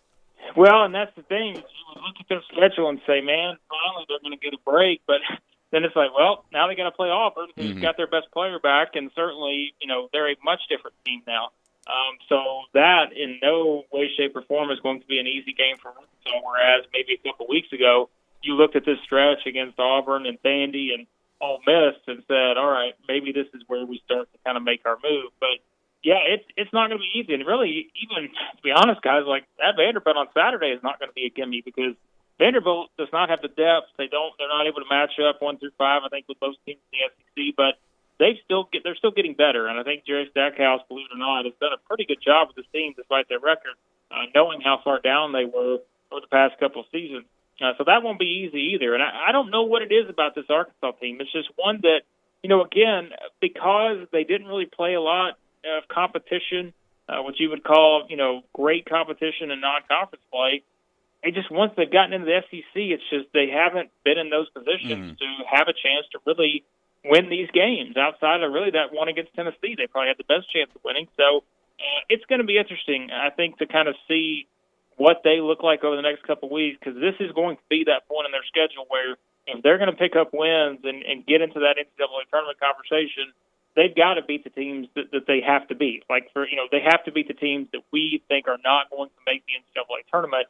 And then somewhere along the way in that final stretch, which is a pretty tough schedule, they're going to have to beat teams like Missouri and maybe try to find a way to win one of two for sure against Alabama and LSU there in the final stretch. So I'm not sure what to make of this team yet. And I wonder if it's just because we just didn't have enough of body of work for them in the non-conference to where now they're playing these good SEC teams. But to be there, in that top half, you got to beat some of these good teams. They just haven't been able to do it yet.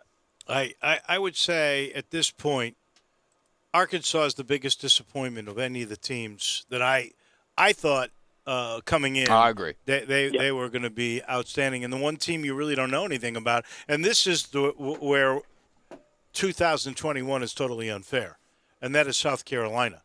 So you've got teams like Alabama have played 14 games. South Carolina has played 6 games. They haven't even played half the amount that Alabama's played. How do you figure them out?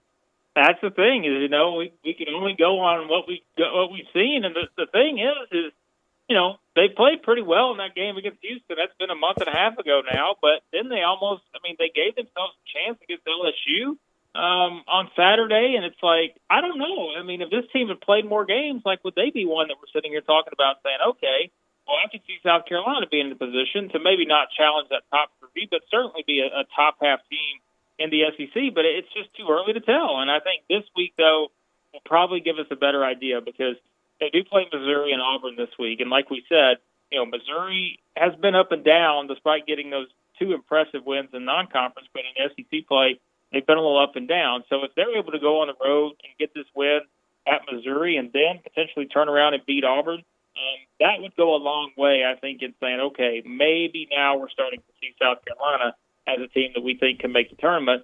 Because right now, I mean, it's just, again, we don't have many games to go off of.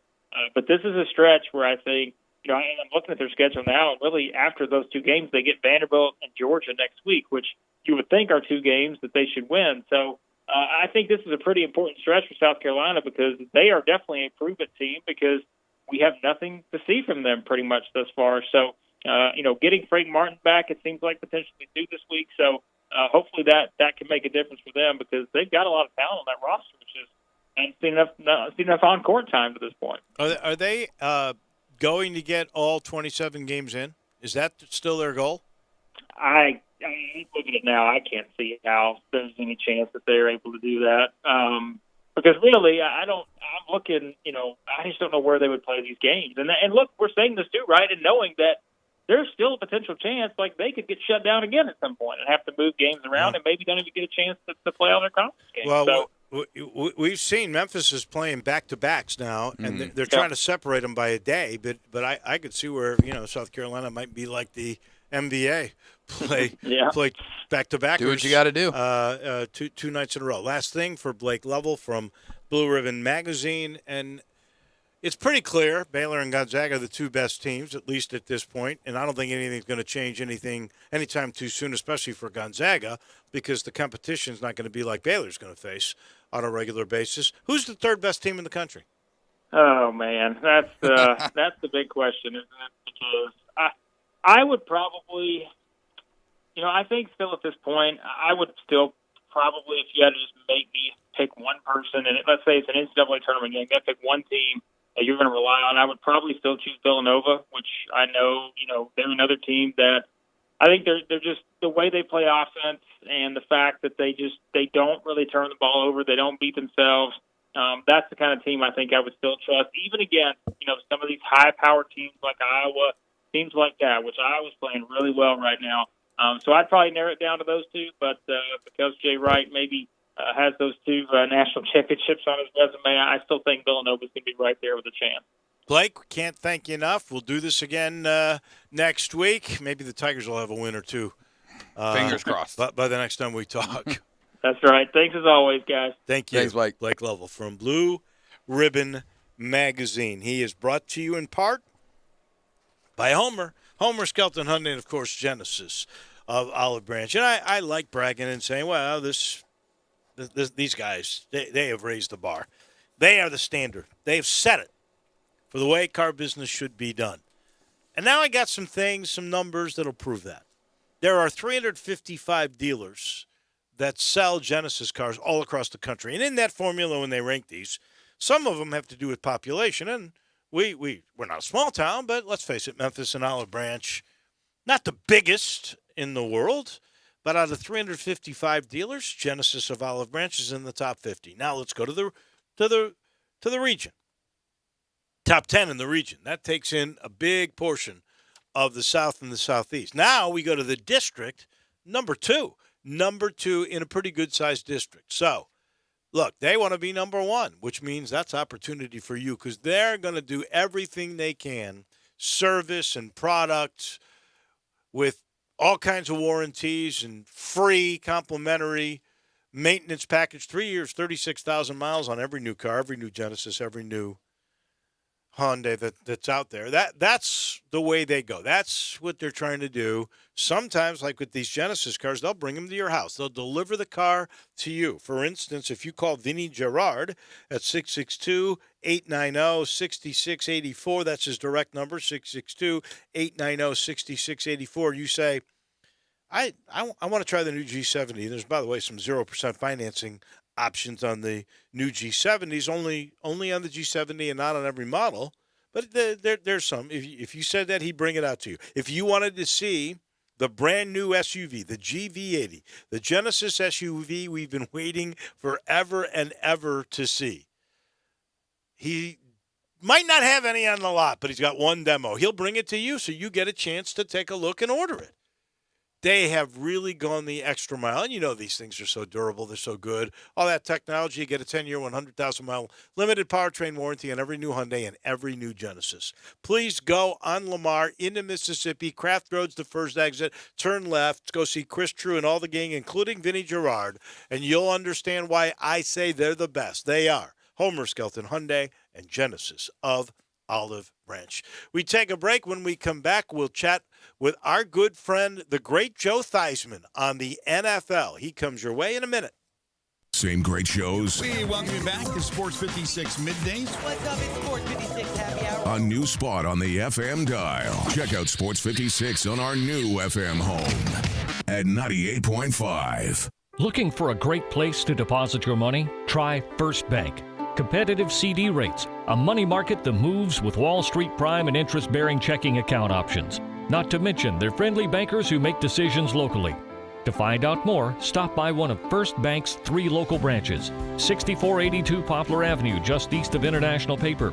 8398 Highway 64 across from Wolf Chase. And 6280 Highway 64 in Oakland. Or visit firstbankonline.com. Member FDIC. Fox Tonight. 911, what's your emergency? It's Mondays to the rescue with 911. The dam! It's coming down!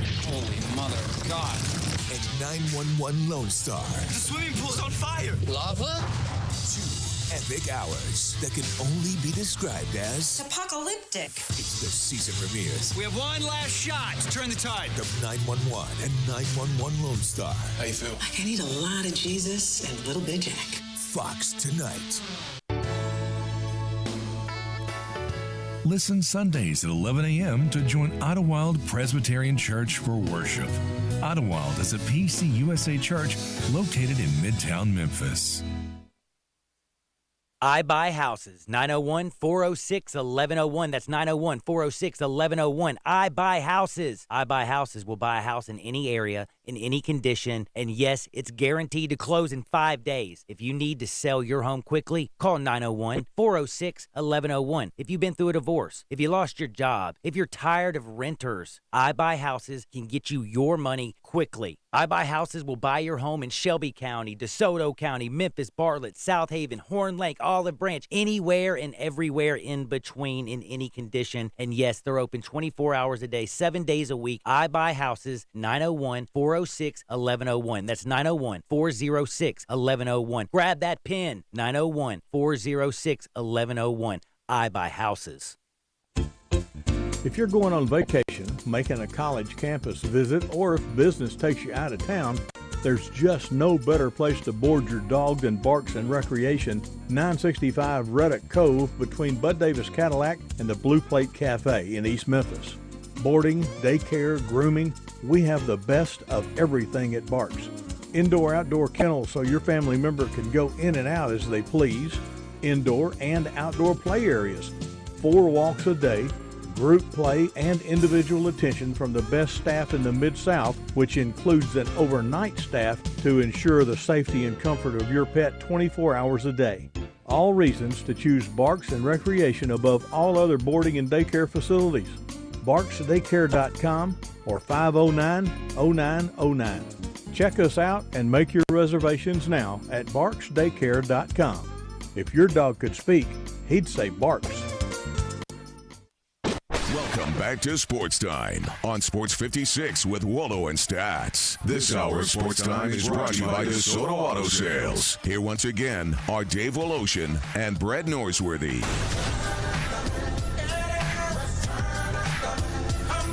Once again, we wish you a happy MLK Day and let you know MLK game going on. FedEx Forum. Grizzlies with 10 minutes to go in the third have taken a lead, 57-50. They are on top. They started hitting threes. Now they are 7 of 14 in that department. When they were that's how you turn it around. Losing earlier, they struggled from that department, but they are playing heads up now with the Phoenix Suns. In the meantime, let's turn our attention. We talked a lot early about football. It's always great to talk with our Hall of Famer. That would be Joe Theismann, who not only is a great football player, great football analyst, now an author, writer of the book How to Be a Champion Every Day. I saw you years ago. I don't think I've even talked with you about this, but before I really got to know you, Joe, I saw you give a motivational speech one time. I think it was at the Peabody. And I'm assuming some of the principles that you had in that motivational speech are in this book. They are, David. Good to catch up with you guys, by the way. Hope everybody is safe down in my hometown, Memphis, Tennessee. They are. The book was really based off of the experiences that I've had in the world of sports, in the world of business, and in my own personal life. So what I did is I tried to analogize between all three of those areas. So when the book is, it tells stories, but it also is a book that you can use in the world, like I say, in business. I think it gives you a chance to take a step back and look at your life, especially now with what we're going through with this pandemic. I mean, it's a time for self-reflection. It's a time for looking at ourselves and how we want to deal with life going forward. And I really enjoyed writing it. The biggest compliment I get from people is, it sounds like you, Joe. And they've gone to my speeches there, and he said, it sounds like you. So it's captured me in the book, and I appreciate it. I hope people enjoy it. A lot of people seem to be buying it, and that's always nice. That is good. Where do we get it? Do we go to Novel Go to here? Amazon. Go to Barnes & Noble. Or check it out online. There's different places you can get it online. All right. And there's also an audio book, too, by the way. Did you? Are you reading it in the audio? Are you the narrator? Hardest thing I've ever done. It's really funny. It's the most challenging, time-consuming, headache-giving time I've ever spent. What it is it's one thing to tell a story. It's another thing to read the story word for word to make it sound like the story, so that when someone reads it or listens to it, you want to tell the story. But so often when you do presentations, there's little changes that you make. In other words, I'm not going to tell the same story in 5 different presentations. It will be the same story, but it won't be told the same way. Right. But yet in the book, all the does and the commas and the pauses, and it's like I blow right through those things when I talk. It's like all of us in conversation. But it really was. It was one of the most challenging things I've ever done, but I was very happy I did it. I narrated it, yes. Excellent. All right, let's get to football. Is there a favorite moment you've got in this football season? And I'll go back because I gave a medal to Taylor Heineke, because who knew who he was really until postseason play, and the moxie that he played with, and coming back and still playing hard with a separated shoulder. I mean, that was kind of Joe Theismann-like, for goodness sake. Well, yeah, I'll tell you, I really can talk about the Washington football team because, first of all, I'm around them a lot, but not this year, but I still follow them a lot. I think the moment for me was when Alex Smith went in to play against the Rams. Yeah. To know what Alex went through, because we talked all through the 2 years of rehabilitation. He was at training camp. I threw the ball around with him up there a little bit. We watched the game together in the box, and so when he stepped on the football field, that to me was one of the most gratifying moments I've ever felt. That wasn't personal. I was so excited for him. And I've said this many, many times. His wife, Elizabeth, has been a rock for him. And I said, I'm sure Elizabeth, and I guarantee she is his biggest fan, but I'm number 2. Because I was just so excited to see him be able to do the thing that he wanted to do, to pay the price that he did. I mean, he had to get a letter from the Secretary of State to go to Dallas to the rehabilitation center where they work with all the troops and people that have really had severe injuries in our military. And it was unbelievable to see what he went through, the mountain that he climbed, and then to ultimately get back on the football field. And then he goes 5-1 as a starter. Yeah. Well, he's comeback player of the year for sure. He should be. Yeah. I mean, shouldn't be close.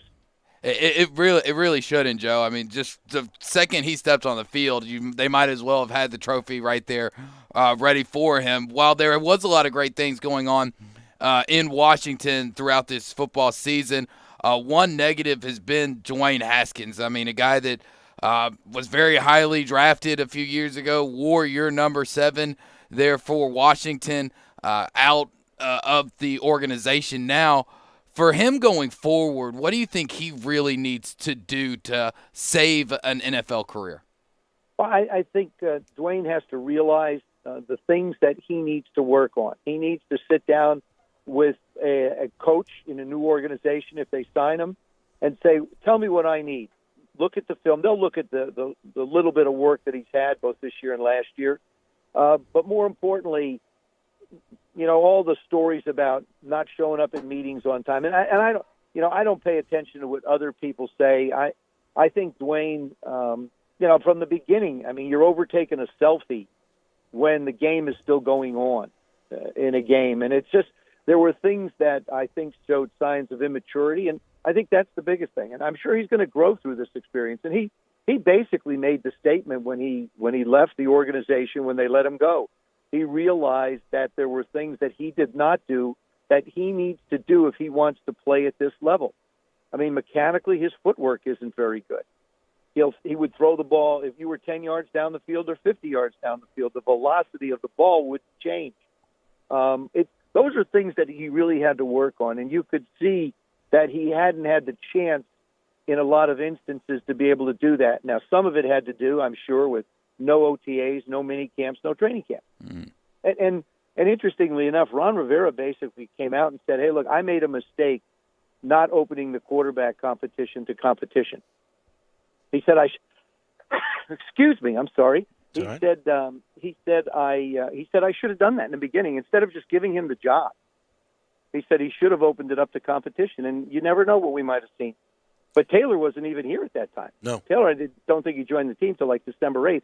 No, but he was in he was Minnesota. taking online math classes at Old Dominion. I mean, that's what's so great about this story. Now he's going to be able to afford a tutor if he needs one. Exactly.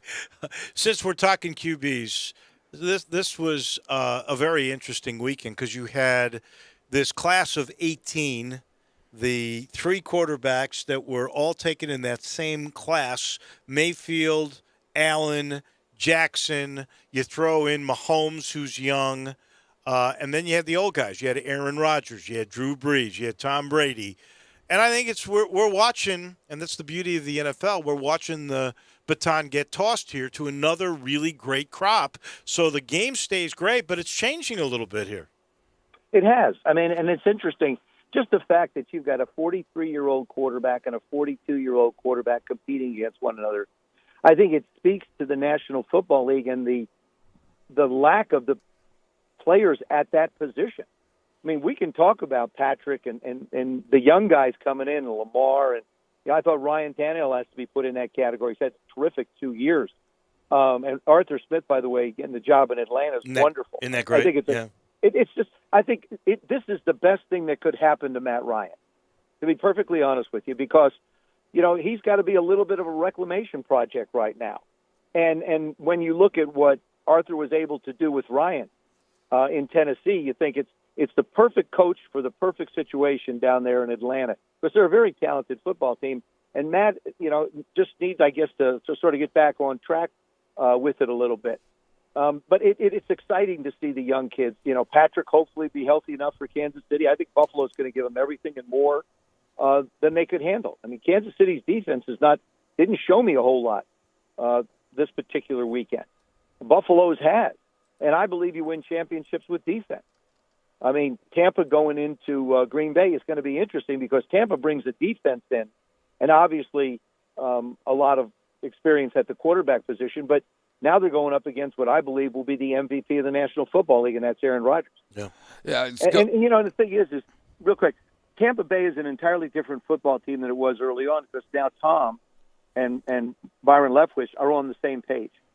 So it takes a little while to acclimate yourself into a system. And that's where Taylor Heineke had the advantage because he was in Minnesota with Norv Turner, Carolina with Scott Turner, and now Washington with Scott Turner. It's all the same system.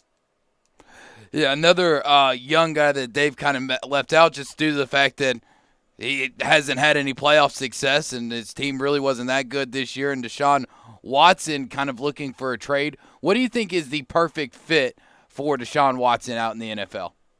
Gosh, you know, I don't know. I would be, you know, I just can't believe that Houston, after letting the receiver, letting Hopkins go, you know, they're going to let Deshaun Watson walk too. I mean, you know, and as a player, you know, he wants to be involved, and that's sort of ridiculous to me because, you know, you aren't going to be able as a player want to put in the 20 hours that coaches put in. You know, you've got a general manager who's studying everybody. While you're playing football, they're looking at other people. Now, all of a sudden, you think you have an understanding of what you need and you want. Well, there's more than just you. I think Deshaun's going to take a step back and say, look, he doesn't know the general manager. You know, he doesn't know the coach. Give him a chance to be able to see what they can do to help him be a better football player. I think a lack of a running game has hurt them. You know, and it's the same thing in every organization. There's certain key elements. When I signed with the football team, Washington football team in 1974, George Allen was the coach. George used to harp on a couple things. You play great defense, you run the football. You play great run defense, and you run the football. You have a chance to win games, and we saw that when they shut down Derrick Henry, who's just an absolute beast. He wasn't a part. All of a sudden, the burden falls on Ryan's shoulders, and it's more difficult to be able to win the football game. And so, you know, to me, I think Deshaun lacked a running game down there. It's hard to say where there's a perfect fit. I mean, there's so many places. You know, could he wind up going to New England? They're going to need a quarterback. How about Tampa? What are they going to do? How about Indianapolis? What are they going to do? Because Phillip Rivers is going to retire. How about New Orleans? New Orleans would be a very interesting fit for him with Drew. And Drew's done. And what an unbelievable career. What an unbelievable man. And what he has done for that city is absolutely phenomenal. Before he joined the franchise, they had a 40% winning percentage. In the 20 years he's been there, he has a 62% winning percentage. And really should have gone to another Super Bowl had it not been for a blown call. But, you know, it's just there's a lot of other places. Are the Jets happy with what they have? You know, is Miami happy with what they have? I mean, there's so many. Washington's going to need one going forward. Alex, you know, we talk about what he did this year, but, you know, he'll be 37, 38 years old. And, you know, physically you don't get any stronger. There's one person that's undefeated in everything, and that's Father Time. He's undefeated. He never loses. He's never lost. Well, Tom Brady's giving him a run for his money, but sure is. George Blanda did it too, you know. But Blanda was kicking by the time he was 43. He wasn't. He was still throwing. No, he actually kicked a field goal to a touchdown pass in I think one of his last games. So yeah, he was still hammering around, but not like Tom. Now, when the arm goes, and this is what you saw. This is why, you know, Alex had trouble getting the ball down the field because he couldn't push off on the leg. Drew, we saw those throws just not be able to get there. Matter of fact, the week before, they put in Tyson Hill to throw a bomb, although his hand got hit, and that's why he was in the game. But Tom hasn't lost his fastball.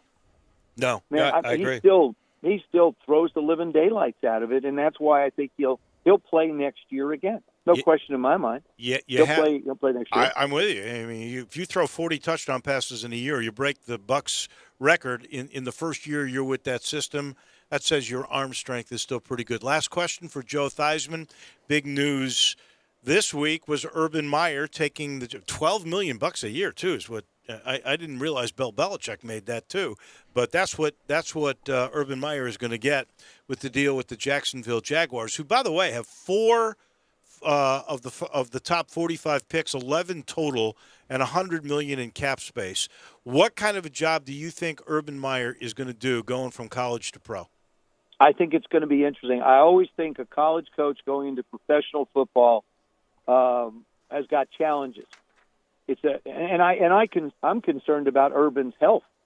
I mean, remember the places he left, Florida and Ohio State.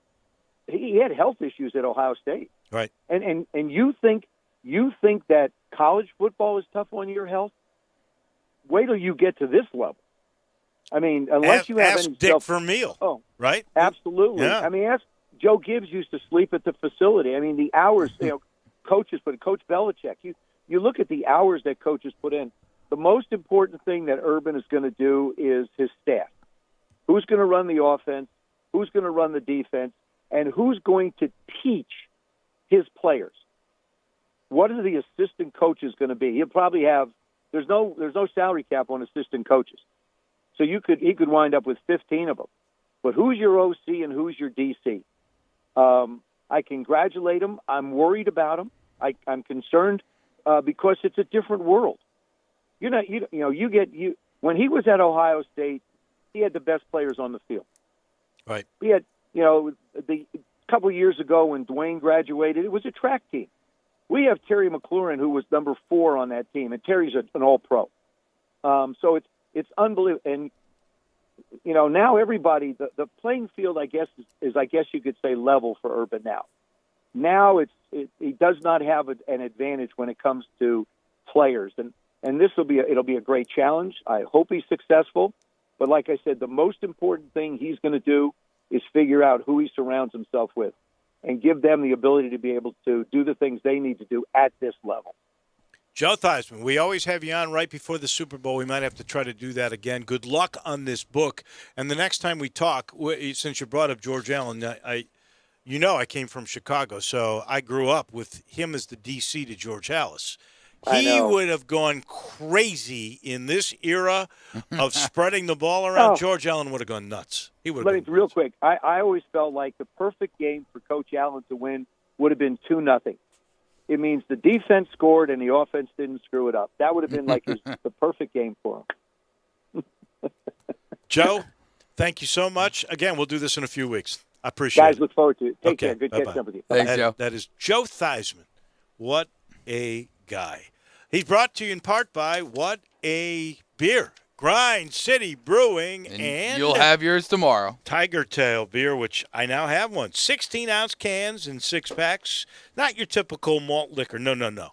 This is not your typical brewery. Grind City Brewing is the dream of a father and son duo to create a brand that delivers high quality, great tasting, and easy drinking craft beer. And my goodness, have they done it. And they've also opened up this great brewery that sits in Uptown, 15,000 square feet of beerness, including a 5,000 square foot tap room.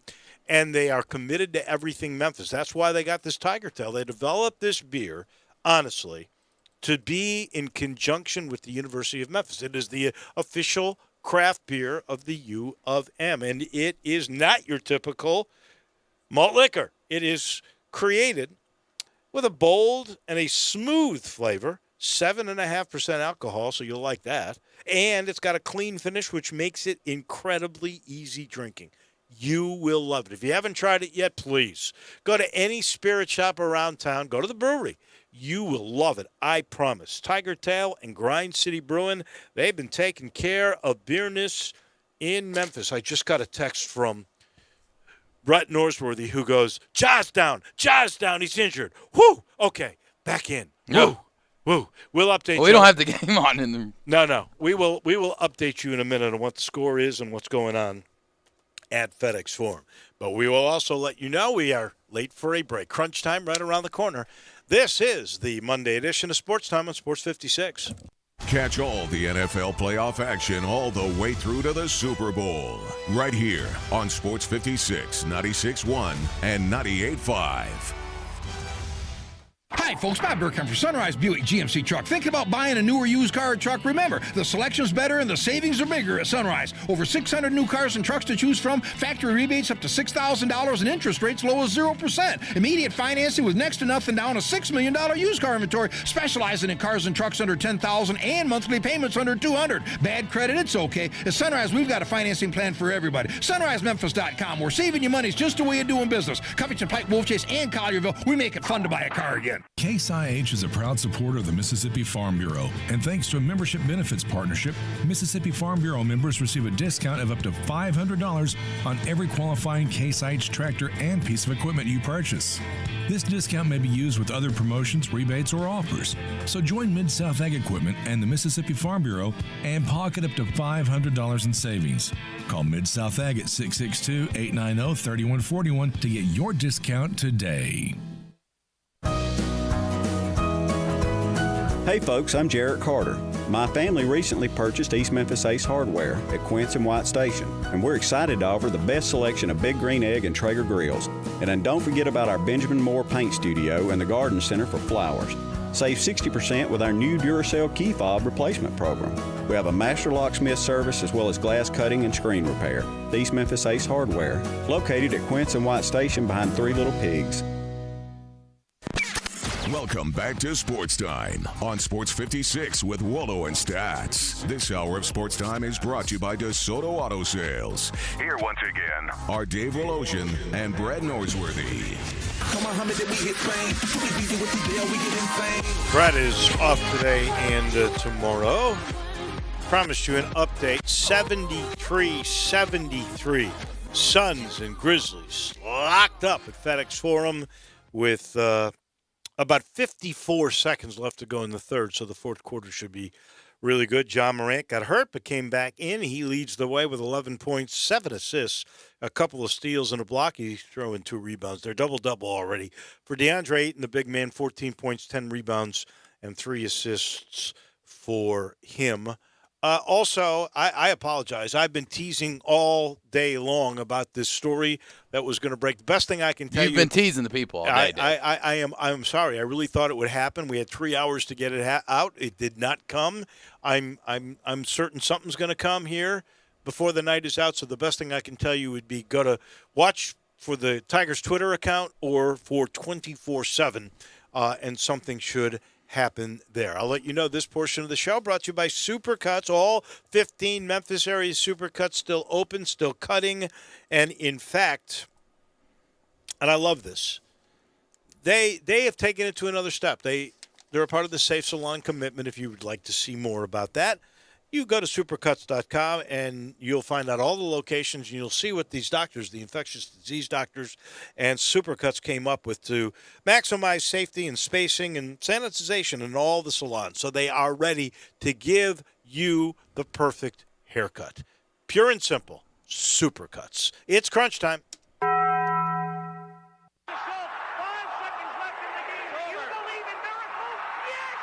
Go crazy, folks!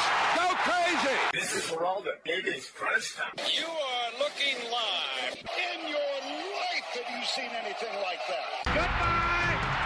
Hello, Boop! What's happening, big dog? How you doing? It's obviously crunch time. Hammer, nail, coffin. This baby is over. On 1, on 2, on 3. Take.